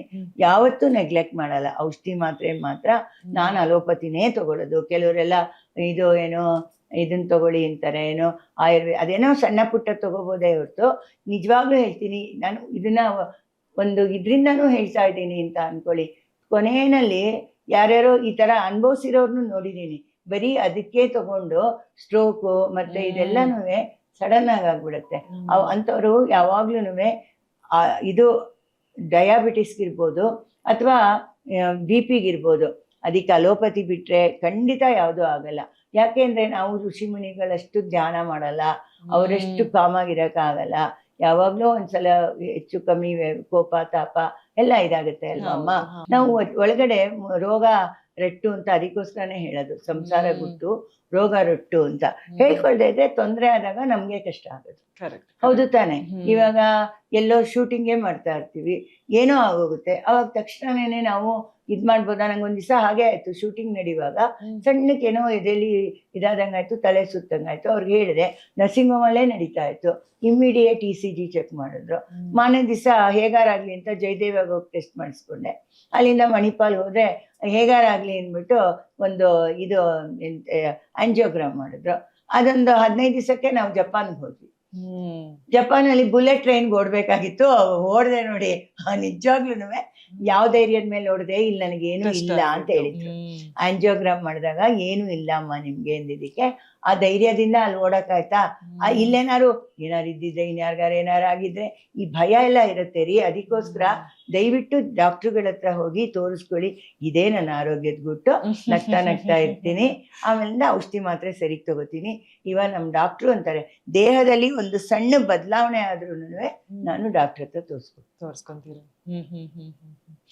ಇನ್ನೊಂದು ಕೇಳ್ಬೇಕಮ್ಮ, ಏನು ಅಂತಂದ್ರೆ ಈಗ ನಿಮ್ಮದು ಬಿಸಿ ಶೆಡ್ಯೂಲ್, ನೀವು ಹೇಳಿದಂಗೆ ಈ ಒತ್ತಡ ನೀವು ಹೇಳಿದ್ರೆ ಎಷ್ಟಾದ್ರೂ ಮನ್ಸಿಗೆ ತಗೊಳಲ್ಲ ನಾನು ಅಂತ ಹೇಳಿ, ಬಟ್ ಅದಕ್ಕೆ ಏನಾದ್ರೂ ಸೂತ್ರ ಇದೆಯಾ? ಅಂದ್ರೆ ನೀವು ಟೆನ್ಷನ್ ತಗೊಳ್ಳದೇ ಇರೋದಕ್ಕೆ ಅಂದ್ರೆ ಬುಕ್ ಓದ್ತೀರಾ, ನಿಮ್ಮನ್ನ ನೀವು ಡೈವರ್ಟ್ ಮಾಡ್ಲಿಕ್ಕೆ? ಅಂದ್ರೆ ಫ್ರೀ ಟೈಮ್ ಅಲ್ಲಿ ಏನೋ ಓದುವಂಥದ್ದು, ಮ್ಯೂಸಿಕ್ ಕೇಳುವಂಥದ್ದು, ಕಥೆ ಓದುವಂಥದ್ದು, ಈ ತರ ನಿಮ್ಮನ್ನ ಡೈವರ್ಟ್ ಮಾಡುವಂತ ವಿಧಾನ ಯಾವುದು ಅಂತ ಹೇಳಿ. ಆಗುತ್ತೆ, ನನಗೂ ಏನು ಟೆನ್ಷನ್ ಆಗದೆ. ಲೈಕ್ ಸಿನಿಮಾ ಮಾಡಿದೀನಿ ನೋಡಿ, ಸಖತ್ ಟೆನ್ಷನ್ ಇದೆ ಎಲ್ಲ ಇದು ಬರೋ ತನಕ. ಆವಾಗ ದೇಹ ಸ್ಮರಣೆ ಮಾಡ್ಕೋತೀನಿ, ದೇವ ಸ್ತೋತ್ರ ಹೇಳ್ಕೊತೀನಿ. ಆಮೇಲೆ ನನಗೆ ಓದೋ ಅಭ್ಯಾಸನೂ ಇದೆ, ಓದ್ತೀನಿ ಏನಾರುವೆ. ಆಮೇಲಿಂದ ಇದು ನೋಡ್ತೀನಿ, ಏನು ಮೊಬೈಲಲ್ಲಿ ನನಗೆ ಈ ಜೀವನದೆಲ್ಲ ಈ ಇಂಟರ್ವ್ಯೂಗಳ ಇರುತ್ತಲ್ಲ, ಅದನ್ನ ಮಾಡ್ತೀನಿ ಜಾಸ್ತಿ, ಅದನ್ನ ನೋಡ್ತೀನಿ ನಾನು. ಯಾಕೆಂದ್ರೆ ಅವ್ರುಗಳೆಲ್ಲ ಎಷ್ಟು ಕಷ್ಟಪಟ್ಟೆಲ್ಲ ಮುಂದೆ ಬಂದಿರ್ತಾರೆ, ಅದೆಲ್ಲ ನನಗೆ ತಿಳ್ಕೊಳಕ್ ಬಹಳ ಇಷ್ಟ. ಅದನ್ನ ಕೇಳ್ತಾ ಇರ್ತೀನಿ. ಆಮೇಲೆ ದೇವ್ರ ನಾಮನೋ ಏನಾದ್ರು ಹಾಕೋತೀನಿ, ಹಾಕೊಂಡು ಪಕ್ಕದಲ್ಲಿ ಇಟ್ಕೊಂಡಿರ್ತೀನಿ. ಅದು ಕೇಳ್ತಾನೋ, ಪ್ರವಚನಗಳು ಕೇಳ್ತೀನಿ. ತುಂಬಾ ಒಳ್ಳೊಳ್ಳೆ ಇದ್ರದ್ದು ಹೇಳ್ತಾರಲ್ವಾ ಪ್ರವಚನ, ಇದೆಲ್ಲ ಕೇಳುವಾಗ ಏನಾಗುತ್ತೆ ನನಗೆ ಹಾಗೇ ನಿದ್ದೆ ಬಂದ್ಬಿಡುತ್ತೆ. ಇಲ್ಲ ಟಿವಿ ನೋಡ್ತಾ ಇರ್ತೀನಿ, ಟಿವಿಲೂ ಏನಾದ್ರು ನ್ಯೂಸ್ ನೋಡ್ತೀನಿ ನಾನು ಜಾಸ್ತಿ. ನ್ಯೂಸ್ ನೋಡ್ತೀನಿ. ನಿಮ್ಮ ಸೀರಿಯಲ್ ಅನ್ನ ನೀವು ನೋಡಿದ್ಯಾ ಅಮ್ಮ? ನೋಡ್ತೀನಿ. ನೋಡ್ತೀರಾ? ಇಷ್ಟ ಆಗುತ್ತೆ. ಸೀರಿಯಲ್ಸ್ ಅಂದ್ರೆ ಸಾಮಾನ್ಯವಾಗಿ ಹೆಣ್ಮಕ್ಳು ಅಂತಂದ್ರೆ ಸೀರಿಯಲ್ ನೋಡ್ತಾರೆ. ಸೊ ನಿಮ್ದು ಹೇಗಿರುತ್ತೆ ಸೀರಿಯಲ್ ನೋಡುವಂತದ್ದು, ಸಿನಿಮಾ ನೋಡುವಂತದ್ದು? ನೋಡ್ತೀನಿ. ನನಗೆ ಹೇಳಿದ್ನಲ್ಲ, ಸರ್ವವೂ ಇಷ್ಟ ಎಲ್ಲಾನು. ಆಮೇಲೆ ಶುಭೋದಯ ಕರ್ನಾಟಕ ಬರುತ್ತೆ, ಅದ್ರಲ್ಲೂ ಎಲ್ರದ್ದು ಇದೆಲ್ಲ ಬರೋದ್ರಿಂದ ಅದನ್ನ ನೋಡ್ತೀನಿ. ಆಮೇಲಿಂದ ಓಡಾಡ್ತಾ ಕೇಳ್ಕೊತಾ ಇರ್ತೀನಿ, ಹಾಡ್ಗಿಡ್ ಏನಾದ್ರು ಇದ್ರೆ ಎಲ್ಲಾನು ಕೆಲಸ ಮಾಡ್ಕೊತಾನೆ ಏನಾದ್ರು ಇದ್ ಮಾಡ್ತೀನಿ. ಅಂದ್ರೆ ಈಗ ನಿಮಗೆ ಹೆಸರು ತಂದು ಕೊಟ್ಟಂತ ಸಾಕಷ್ಟು ಧಾರಾವಾಹಿಗಳಿದೆ. ರೀಸೆಂಟ್ ಆಗಿ ನೋಡೋದಾದ್ರೆ ಸೀತಾರಾಮ ಅನ್ನುವಂತ ಸೀರಿಯಲ್. ಸೊ ಈ ಸೀರಿಯಲ್ ಬಗ್ಗೆ ಹೇಳ್ಬಹುದಾದ್ರೆ ಏನ್ ನೆನಪು ಬರುತ್ತೆ? ಯಾಕೆಂತಂದ್ರೆ ಸಾಕಷ್ಟು ಹೆಸರು ತಂದು ಕೊಟ್ಟಂತ ಕಿರುತೆರೆ ಧಾರಾವಾಹಿ ಅಂತಾನೆ ಹೇಳ್ಬೋದು. ಸೊ ಇದ್ರ ಬಗ್ಗೆ ಹೇಳೋದಾದ್ರೆ ನನಗೆ, ನಾನು ನಿಮ್ಗೆ ಹೇಳಿದಂಗೆ 80 ಮಾಡ್ತಾ ಇದ್ದೀನಿ. ಎಲ್ರು ಪದ್ಮಕಲಾ ಅಂತ ಗೊತ್ತು, ಮಾತಾಡಿಸ್ತಾರೆ, ನೀವು ಮಾಡ್ತಿದ್ದೀರಾ ಅಲ್ವಾ ಅಂತ ಕೇಳ್ತಾರೆ, ಹೊಟ್ಟೋಗ್ತಾರೆ, ಅಷ್ಟೇ. ಎಲ್ಲರಿಗೂ ಅದ್ರ ಮಟ್ಟಿಗೆ ನಾನು ಗೊತ್ತು. ಈಕೆ ಒಬ್ರು ಸೀರಿಯಲ್ ಮಾಡೋರು, ಇದ್ ಮಾಡೋರು ಈ ತರ ಅಂತ. ಆದ್ರೆ ಸೀತಾರಾಮಾಗೆ ಸೆಲೆಕ್ಟ್ ಆಗ್ಬೇಕಾದ್ರೆ ಜಿ ಕನ್ನಡದವರು ಸ್ವಪ್ನ ಕೃಷ್ಣ ಕರೆಸಿದ್ರು. ಈ ಕ್ಯಾರೆಕ್ಟರ್ಗೆ ನಂಗೆ ಅದಕ್ಕೆ ಮುಂಚೆ ಏನನ್ಸೋದು ಗೊತ್ತಾ, ಬೇರೆಯವರೆಲ್ಲ ನಾ ಸೆಲೆಕ್ಟ್ ಆಗದೆ ಇದು ನಾವು ಮಾಡಕ್ ಆಗ್ತಿತ್ತಲ್ವಾ ಅನ್ನಿಸ್ತಿತ್ತು. ಬಟ್ ಸ್ವಪ್ನ ಕೃಷ್ಣ ಈ ಕ್ಯಾರೆಕ್ಟ್ರು ನೀವೇ ಮಾಡ್ಬೇಕು, ಚಾನಲ್ ಅವರು ಇದ್ರು, ನೀವೇ ಮಾಡ್ಬೇಕು, ನಾವಿನ್ಯಾರನ್ನೂ ಆಪ್ಷನ್ ತಗೊಂಡೇ ಇಲ್ಲ ಅಂತ ಹೇಳಿ. ಹೌದಾ ಅನ್ಕೊಂಡೆ. ಅದು ಮಾಡ್ತಾ ಮಾಡ್ತಾ ಗೊತ್ತಾಯ್ತು ಅದು ನನ್ನ ರಿಯಲ್ ಕ್ಯಾರೆಕ್ಟ್ರೇ. ಅವ್ರು ಇನ್ನೆಷ್ಟು ಆಕ್ಟಿಂಗ್ಗೆ ತಗೊಳ್ಳೋರು ಎಷ್ಟು ಚೆನ್ನಾಗಿ ಸ್ಟಡಿ ಮಾಡಿರ್ತಾರೆ ನೋಡಿ. ನಾವ್ ಅನ್ಕೋತೀವಿ ಇದಕ್ಕೆ ನಾನು ಮಾಡ್ಬೋದಾಗಿತ್ತಲ್ಲ. ಅಲ್ಲ, ಅವ್ರಿಗೆ ಒಂದು ಮನಸ್ಸಿಗೆ ಐಡಿಯಾ ಇರುತ್ತೆ ಇಂಥದ್ದು ಇವರೇ ಮಾಡ್ಬೇಕು ಅಂತ. ಅದ್ರಿಂದ ಎಷ್ಟು ಜನಪ್ರಿಯ ಆದೆ ಅಂದ್ರೆ 38 ವರ್ಷದಿಂದ ಸಾಧಿಸದೇ ಇರೋದು ಅದೊಂದು ಸೀರಿಯಲ್ ಇಂದ ಆಯ್ತು ನೋಡಿ. ಸಿಹಿ ಅಜ್ಜಿ ಯಾವ ಆಟೋಗೆ ಹೋಗಿ, ಯಾವ ಮೆಟ್ರೋಗೆ ಹೋಗಿ, ಯಾವ ಊರ್ಗ್ ಹೋಗಿ, ಯಾವ ಪುಣ್ಯಕ್ಷೇತ್ರಕ್ಕೆ ಹೋಗಿ, ಎಲ್ಲೇ ಹೋಗಿ, ಈವನ್ ಮನೆಯಿಂದ ಆಚೆ ಬಂದ್ರು ಮೇಡಮ್ ನಿಮ್ಮ ಹತ್ರ ಒಂದು ಫೋಟೋ ತೆಕ್ಕೋಬೋದಾ ಅಂತ ಬರ್ತಾರೆ. ನೀವು ಸೀರಿಯಲ್ ಅಲ್ಲಿ ತುಂಬಾ ಚೆನ್ನಾಗಿ ಮಾಡಿದ್ರಿ, ನಮ್ಮ ಅಜ್ಜಿ ತಾತ ಇದ್ದಂಗೆ ಇತ್ತು ನಿಮ್ಮ ಮನೆ, ನೀವು ಪಕ್ಕದ ಮನೆ ಮಗು ನೋಡ್ಕೊಳ್ಳೋದು ಎಲ್ಲಾನು ಅಷ್ಟು ಚೆನ್ನಾಗಿತ್ತು. ಅಂತ ಅಜ್ಜಿ ತಾತಗಳು ಎಲ್ಲಾರ ಮನೆ ಹತ್ರ ಇರ್ಬೇಕು ಅನ್ಸತ್ತೆ.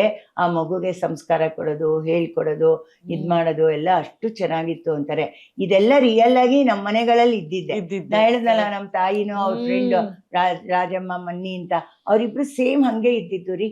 ನಮ್ಮ ಮನೇಲಿ ಏನಾರು ಮಾಡಿದ್ರೆ ಅವರು, ಅವ್ರ ಮನೇಲಿ ಮಾಡಿದ್ರೆ ನಾವು, ಆ ಮಕ್ಳನ್ನ ಅವ್ರ ಮನೆ ಮಕ್ಳು, ನಮ್ಮಮ್ಮ ನಮ್ಮ ಮನೆ ಮಕ್ಳನ್ನ ಅವರು, ನನ್ನ ಮೊಮ್ಮಕ್ಳು ತನಕ ಅವ್ರು ಬಂದು ನೋಡ್ಕೊಂಡಿದ್ದಾರೆ ಅಂದ್ರೆ ಎಂತ ಬಾಂಡೇಜ್ ಇರ್ಬೋದು ನೋಡಿ. ಇದೇನೆ ಆ ಸೀರಿಯಲ್ ಅಲ್ಲಿ ಇದ್ದಿದ್ದು. ಆದ್ರಿಂದ ನಾವು ಸ್ವಲ್ಪ ಸಂಘಜೀವಿ ಆದ್ರಿಂದ ಏನಾಯ್ತು ಅಂದ್ರೆ ಅದು ಇದ್ರೊಳಗೆ ಹೋಗಕ್ ಇದಾಯ್ತು. ಇವಾಗ ನೋಡಿ ಎಲ್ರು ಅವ್ರವ್ರ ಮನೆ ಕೊತ್ತಂಬರಿ ಸೊಪ್ಪಿಂದ ಹಿಡಿದು ತರ್ಸ್ಕೊತಾರೆ, ಯಾರು ಬೇಡ.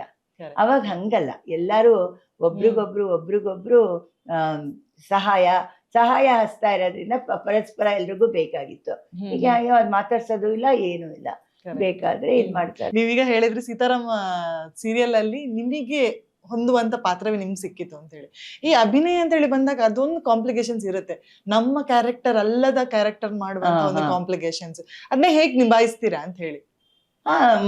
ಚರಣದಾಸಿಲಿ ಸ್ವಲ್ಪ ಜೋರ್ ಪಾರ್ಟ್ ಇತ್ತು, ಕೆಲವ್ರು ಇಷ್ಟಪಟ್ರು, ಕೆಲವರು ಪದ್ಮಕಲಾ ನಿಮ್ಗೆ ಅದೇನ ಅಷ್ಟೊಂದು ಇದಾಗ್ಲಿಲ್ಲ ಅಂದ್ರು. ಅದು ವೀಕ್ಷಕರ ಇದು ಅಲ್ವಾ, ಆ ತರ ಆಗಿರುತ್ತೆ. ಸಾಮಾನ್ಯವಾಗಿ ಸೌಮ್ಯ ಪಾತ್ರಗಳೇ ನಾನು ಜಾಸ್ತಿ ಮಾಡಿದ್ದೀನಿ. ಅಥವಾ ಸುಂದರಿಲೂ ಸ್ವಲ್ಪ ಜೋರು ಕ್ಯಾರೆಕ್ಟರ್ ಮಾಡಿದ್ದೆ, ಅದು ಎಲ್ರು ಇಷ್ಟಪಟ್ರು. ಅದರಲ್ಲಿ ಒಂಥರ ತಮಾಷೆ ತರಾನು ಇರೋದು, ವ್ಯಂಗ್ಯ ತರ ಆ ತರ ಎಲ್ಲ ಇತ್ತು, ಅದನ್ನು ಇಷ್ಟಪಟ್ರು. ಜಾನಕಿ ಸಂಸಾರದಲ್ಲಿ ಅದು ಒಂಥರ ಸಪ್ರೇಟ್ ಆಗಿತ್ತು, ಅದನ್ನು ಇಷ್ಟಪಟ್ರು. ಹಾಗಾದ್ರೆ ನಾವು ನಿಮ್ಮ ಒಂದು ಅಭಿನಯದ ಝಲಕ್ ನೋಡ್ಲೇಬೇಕು. ಇದೇನಂತಂದ್ರೆ ಒಂದು ಲೈನ್, ನಿಮ್ಗೆ ಇಷ್ಟವಾದಂತ ಲೈನೇ ತಗೊಳ್ಳಿ, ಅದನ್ನ ವಿಭಿನ್ನ ರಸಗಳಲ್ಲಿ ಅಭಿನಯಿಸಿ ತೋರಿಸುವಂತದ್ದು. ಈಗ ಫೋನ್ ಬಂತು, ನಂಗೆ ತಗೊಳಿಕ್ ಮನಸ್ಸಿಲ್ಲ, ಇದನ್ನ ವಿಭಿನ್ನ ರಸಗಳಲ್ಲಿ ಹೇಳೋದಾದ್ರೆ ಹೇಗೆ ಹೇಳ್ತೀರಾ? ಫೋನ್ ಬರ್ತಾ ಇದೆ, ಅಯ್ಯೋ ಯಾರು ಮಾಡಿದಾರಪ್ಪ, ಏನ್ ಮಾಡ್ಲಿ, ತೆಗಿಲೋ ಬೇಡವೋ, ಅಕಸ್ಮಾತ್ ಏನಾದ್ರು ಇಂಪಾರ್ಟೆಂಟ್ ವಿಷಯ ಬಂದಿದ್ರೆ ಯಾರು ಮಾಡ್ತಾರೆ ಬಿಡಿ, ದಿನಾ ಅವ್ರೊಬ್ರು ಮಾಡ್ತಾರಪ್ಪ, ಬೇಜಾರು. ಕರೆಕ್ಟಾಗಿ ಈ ಟೈಮಲ್ಲಿ ಮಾಡ್ಬಿಡ್ತಾರೆ. ಪಾಪ ಅವರೆಷ್ಟು ಒಳ್ಳೆಯವರು ಗೊತ್ತಾ, ಯಾವಾಗಲೂ ನನಗೆ ಮಾಡ್ತಾ ಇರ್ತಾರೆ. ಇಷ್ಟು ಕಾಳಜಿ ಅಲ್ವಾ ಅವ್ರಿಗೆ ನನ್ನ ಮೇಲೆ, ತೆಗೆದ್ಬಿಡೋಣ ಪಾಪ. ಅಯ್ಯೋ ಅವರೊಬ್ರು ಏನೋ ಹೇಳ್ಕೊಂಡು ಕೂತಿರ್ತಾರೆ, ಅದನ್ನ ಕೇಳಕ್ಕೆ ನನಗೆ ಎಲ್ಲಿ ಟೈಮ್ ಇದೆ? ನಾನು ಇನ್ನೇನು ಸದ್ಯ ಶೂಟಿಂಗ್ ಹೊರಡಬೇಕು, ಈ ಕಡೆ ಊಟ ಮಾಡಬೇಕು, ಎಷ್ಟು ಕೆಲಸ ಇದೆ. ಇವ್ರಿಗೇನಪ್ಪ ಇದೇ ಟೈಮಲ್ಲಿ ಮಾಡಬೇಕಾ ಇವರು? ಛೇ, ಅವರು ನಿನ್ನೆ ಪಾಪ ಅವ್ರ ಅಕ್ಕ ಹೋದ ವಿಷಯನ ಅವ್ರ ಅಕ್ಕನ ಬಗ್ಗೆ ಹೇಳೋಕ್ಕೋಸ್ಕರ ಮಾಡಿದಾರೋ ಏನೋ. ನಿನ್ನೆಯಿಂದ ಅವ್ರ ಅಕ್ಕನ ನೆನೆಸ್ಕೊಂಡು ನನಗೂ ತುಂಬ ಬೇಜಾರಾಗಿದೆ. ಅವ್ರ ಜೊತೆ ಮಾತಾಡಿದ್ರೆ ಅವ್ರಿಗೊಂದು ಸ್ವಲ್ಪ ಸಮಾಧಾನ ಆಗುತ್ತೋ ಏನೋ. ತೆಗೆದ್ಬಿಡೋಣ ಪಾಪ. ಬಾ ಸರಿಗಿತ್ತಾ? ತುಂಬಾ ಚೆನ್ನಾಗಿತ್ತು. ಆಕ್ಚುಲಿ ನಾನು ಮೇಡಮ್ ನ ಬಗ್ಗೆ ಒಂದ್ ಹೇಳಲೇಬೇಕು. Ma'am is a very good writer. ಯಾಕೆ ಅಂತಂದ್ರೆ ನಾನ್ ಕೊಟ್ಟದ್ದು ಒಂದು ಲೈನ್, ಫೋನ್ ಬರ್ತಾ ಇದೆ ತೆಗಿಲಾ ಬೇಡವಾ ಅಂತ, ಅದಕ್ಕೊಂದು ಸ್ಟೋರಿ ನರೇಷನ್ ಮಾಡಿದ್ರಲ್ಲಮ್ಮ, ಹೌದಾ? ತುಂಬಾ ತುಂಬಾ ಚೆನ್ನಾಗಿತ್ತು ಏನೋ ಅದು ಆಕ್ಚುಲಿ. ಗೊತ್ತಾಗ್ಲಿಲ್ಲ ನಂಗೆ. ಆಕ್ಚುಲಿ ಅದ್ರ ಬಗ್ಗೆ ಹೇಳ್ಬೇಕು, ನೀವು ಒಬ್ಬ ರೈಟರ್. ಸೊ ನೀವು ಪ್ರವಾಸಕ್ಕೆ ಹೋದಾಗ ಆಗಿರ್ಲಿ, ಪ್ರವಾಸ ಕಥನವನ್ನ ಬರಿತಾ ಇದ್ರಿ, ನಿಮ್ಮ ಸಂತೋಷಕ್ಕಾಗಿ ವಿಮರ್ಶೆಗಳನ್ನ ಬರಿತಾ ಇದ್ರಿ, ಟೈಲರಿಂಗ್ ಕುರಿತಾದಂತ ಒಂದು ಪುಸ್ತಕವನ್ನ ಅನುವಾದ ಮಾಡಿದ್ದೀರಿ ಬೇರೆ. ಸೊ ಆ ಬುಕ್ ಇಲ್ಲೇ ಇದೆ, ಇದು ಬರ್ದಿರೋದು ನಾನು. ಬರ್ದಿರುವಂತದ್ದು ಮೇಡಮ್ ಅವರು. ಅನುವಾದ So, ಬೇರೆ ಈ ಮಾಡ್ಕೊಟ್ಟಿದ್ದು. ಬರವಣಿಗೆಯ ಬಗ್ಗೆ ಮಾತನಾಡೋದಾದ್ರೆ, ಬರವಣಿಗೆ ಸಾಹಿತ್ಯದ ಬಗ್ಗೆ ಮಾತನಾಡೋದಾದ್ರೆ ಏನ್ ಹೇಳ್ತೀರಮ್ಮ ಕೊನೆಯದಾಗಿ? ಅಂದ್ರೆ ನಾವೆಲ್ಲ ಓದಿದ್ದೆ ಕನ್ನಡ ಮೀಡಿಯಂ. ನಮ್ಗೆಲ್ಲ ತುಂಬಾ ಸ್ಪಷ್ಟ ಕನ್ನಡ. ಇವಾಗಿನ ತರ ಕಾಕ ಕೀಕಿ ಅಲ್ಲ. ಕಾಕ್ ಕಲ್ಕಟ್ಟು, ಕಾಕ ಕೀಳಿ ಕಾ ಹಾಗೆ ನಾವು ಕಲ್ತಿದ್ದು. ಹೌದಾ? ಆಮೇಲೆ ನಮ್ಗೆ ಚಿಕ್ಕದ್ರಿಂದ ಪ್ರಬಂಧ ಬರೆಯೋದು ಅದೆಲ್ಲ ಇರೋದಲ್ಲ ಸ್ಕೂಲಲ್ಲಿ. ನನಗೆ ಯಾವಾಗ್ಲೂ ಪ್ರಬಂಧ ಸ್ಪರ್ಧೆನಲ್ಲಿ ಫಸ್ಟ್ ಪ್ರೈಸು, ಸೆಕೆಂಡ್ ಪ್ರೈಸು ಈ ತರ ಎಲ್ಲ ಬರೋದು. ಮತ್ತೆ ಆಶುಭಾಷಣ ಸ್ಪರ್ಧೆ, ಯಾವ್ದಾದ್ರು ಒಂದ್ ವಿಷಯ ಕೊಟ್ಬಿಟ್ಟು ಅದ್ರ ಬಗ್ಗೆ ಮಾತಾಡಿ ಅಂದ್ರೆ ಅದ್ರಲ್ಲಿ ಪ್ರೈಸ್ ಬರೋದು. ಆಮೇಲೆ ನಾವು ಮಾತು ಜಾಸ್ತಿ ಆದ್ರಿಂದ ನೀವು ನೋಡಿ, ಮಾತು ಜಾಸ್ತಿ ಆದಾಗ ನಮ್ಗೆ ಪದಗಳನ್ನ ಹುಡುಕ ಅಷ್ಟು ಇದಿರಲ್ಲ. ನಮ್ಗೆ ಮಾತಾಡಿ ಮಾತಾಡಿ ಮಾತಾಡಿ ಪದಗಳನ್ನ ಚೆನ್ನಾಗಿ ಜಾಯಿನ್ ಮಾಡ್ತೀವಿ. ಹೌದಾ ಇಲ್ವಾ? ಬರೀವಾಗ್ಲೂ ಅಷ್ಟೇ, ಇಷ್ಟು ಬರಿ ಅಂದ್ರೆ ಇಷ್ಟು ಬರ್ದಿರ್ತೀವಿ ಪರೀಕ್ಷೆನಲ್ಲಿ. ಅವಶ್ಯಕತೆಗಿಂತ ಜಾಸ್ತಿನೇ ಬರ್ದ್ಬಿಟ್ಟಿರ್ತೀವಿ. ನಾವು ಓದಿದ್ದೆಲ್ಲ ಫುಲ್ ಡಿಗ್ರಿ ತನಕನೂ ಕನ್ನಡ ಮೀಡಿಯಮ್ಮೇನೆ, ಆಯ್ತಾ? ಅವಾಗ್ಲೂ ಅಷ್ಟೇ. ಆಮೇಲಿಂದ ಡಿಬೇಟಲ್ಲೂ ನಾವು ಸರಿಗ್ ಮಾತಾಡ್ಬೇಕಲ್ವಾ?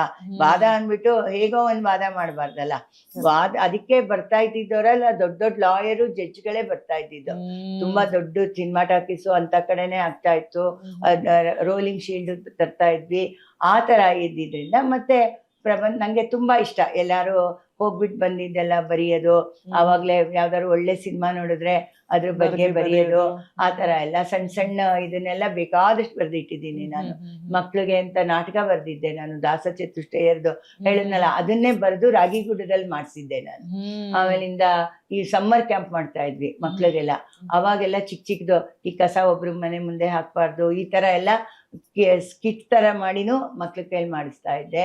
ಆಮೇಲಿಂದ ಇದು ಇನ್ನೇನು, ನಾನು ಹೈಸ್ಕೂಲು ಕಾಲೇಜು ಓದುವಾಗೆಲ್ಲ ಎಲ್ಲಾರು ಕರ್ಕೊಂಡು ಹೋದ್ರೆ, ಪ್ರವಾಸ ಕರ್ಕೊಂಡು ಹೋದ್ರೆ ಅದ್ರ ಬಗ್ಗೆ ನಾವು ಹೊರಟಿದ್ರಿಂದ ಹಿಡಿದು ಬರೋ ತನಕನೂ.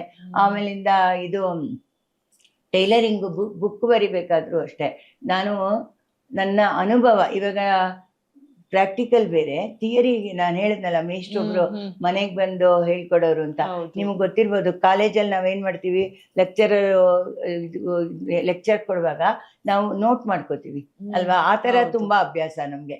ಬರ್ಕೊಂಡು ಅದನ್ನೇ ಇದ್ ಮಾಡಿ, ಹಾಗೆ ಅವ್ರು ಬಂದು ನನಗೆ ಹೇಳ್ಕೊಡುವಾಗ ಪರೀಕ್ಷೆ ಕಟ್ಟಿಸಿದಾಗ ನಾನು ಇಂಪಾರ್ಟೆಂಟ್ ಎಲ್ಲ ಬರೆದು ಇಟ್ಕೊಂಡಿದ್ದೆ.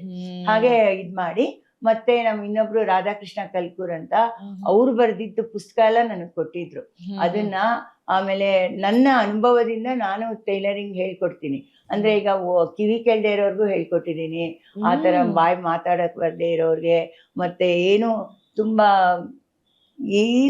ಅತಿ ದಡ್ರಿಗೂ ಹೇಳ್ಕೊಟ್ಟಿದ್ದೀನಿ. ಅವ್ರಿಗೆ ಹೇಳ್ಕೊಡ್ಬೇಕಾದ್ರೆ ಯಾವ್ಯಾವ ತರ ಪ್ರಯತ್ನ ಪಟ್ಟಿದ್ದೀನೋ ಆ ತರ ನಾನೆಲ್ಲ ಇದ್ ಮಾಡ್ಕೊಂಡು ಟೈಲರಿಂಗ್ ಬುಕ್ ಬರ್ದಿದ್ದು. ಅವಾಗ ಇದ ಅನುಭವದೆಲ್ಲ ಗುರ್ತು ಮಾಡಿ ಇಟ್ಕೊಂಡಿದ್ದೆಲ್ಲ ಇದಕ್ ಬರ್ದು, ಅದನ್ನ ಸುಮ್ನೆ ಕಲಿಯೋರು ಓದ್ಬೋದು, ಪರೀಕ್ಷೆ ಕಟ್ಟೋರು ಓದ್ಬೋದು. ಯಾರು ಓದಿದ್ರು ಅಷ್ಟು ಪರ್ಫೆಕ್ಟ್ ಆಗಿದೆ ಈ ಪುಸ್ತಕದಲ್ಲಿ. ಅಷ್ಟು ಮಾಹಿತಿಗಳು ಟೈಲರಿಂಗ್ ಬಗ್ಗೆ ನಿಮ್ಗೆ ಸಿಕ್ಕತ್ತೆ.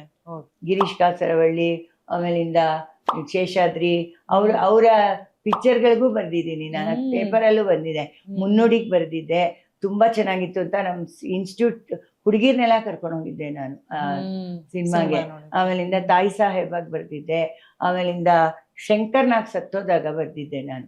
ನನಗೆ ತುಂಬಾ ಇನ್ಸ್ಪಿರೇಷನ್ ಶಂಕರ್ನಾಗು. ನಿದ್ದೆ ಮಾಡಲು ಬೇಕಾದಷ್ಟು ಸಮಯ ಇದೆ, ಅದಕ್ಕೆ ಇರುವಾಗ ಸಮಯ ಉಪಯೋಗಿಸ್ಕೊಳ್ಳಿ ಅಂತ ಒಂದು ಇದ್ ಮಾಡಿದ್ದೆ. ಅದನ್ನ ಅವಾಗೆಲ್ಲ ಗೋಡೆ ಮೇಲೆ ಬರಹಗಳು ಬರ್ಕೋತಾ ಇದ್ದೆ ನಾನು. ಸತ್ತಾಗ ಬರ್ದಾಗ ಕ್ರಿಯಾಶೀಲ ವ್ಯಕ್ತಿ ಅಂದ್ಬಿಟ್ಟು ಬಂದಿತ್ತು ಅದು. ಆ ತರ ನನಗೆ ಈಗಲೂ ಇಷ್ಟ ಇದೆ. ಎಲ್ಲಾನು ಬಂದು ಇಟ್ಕೊಂಡಿದೀನಿ ಎಲ್ಲ.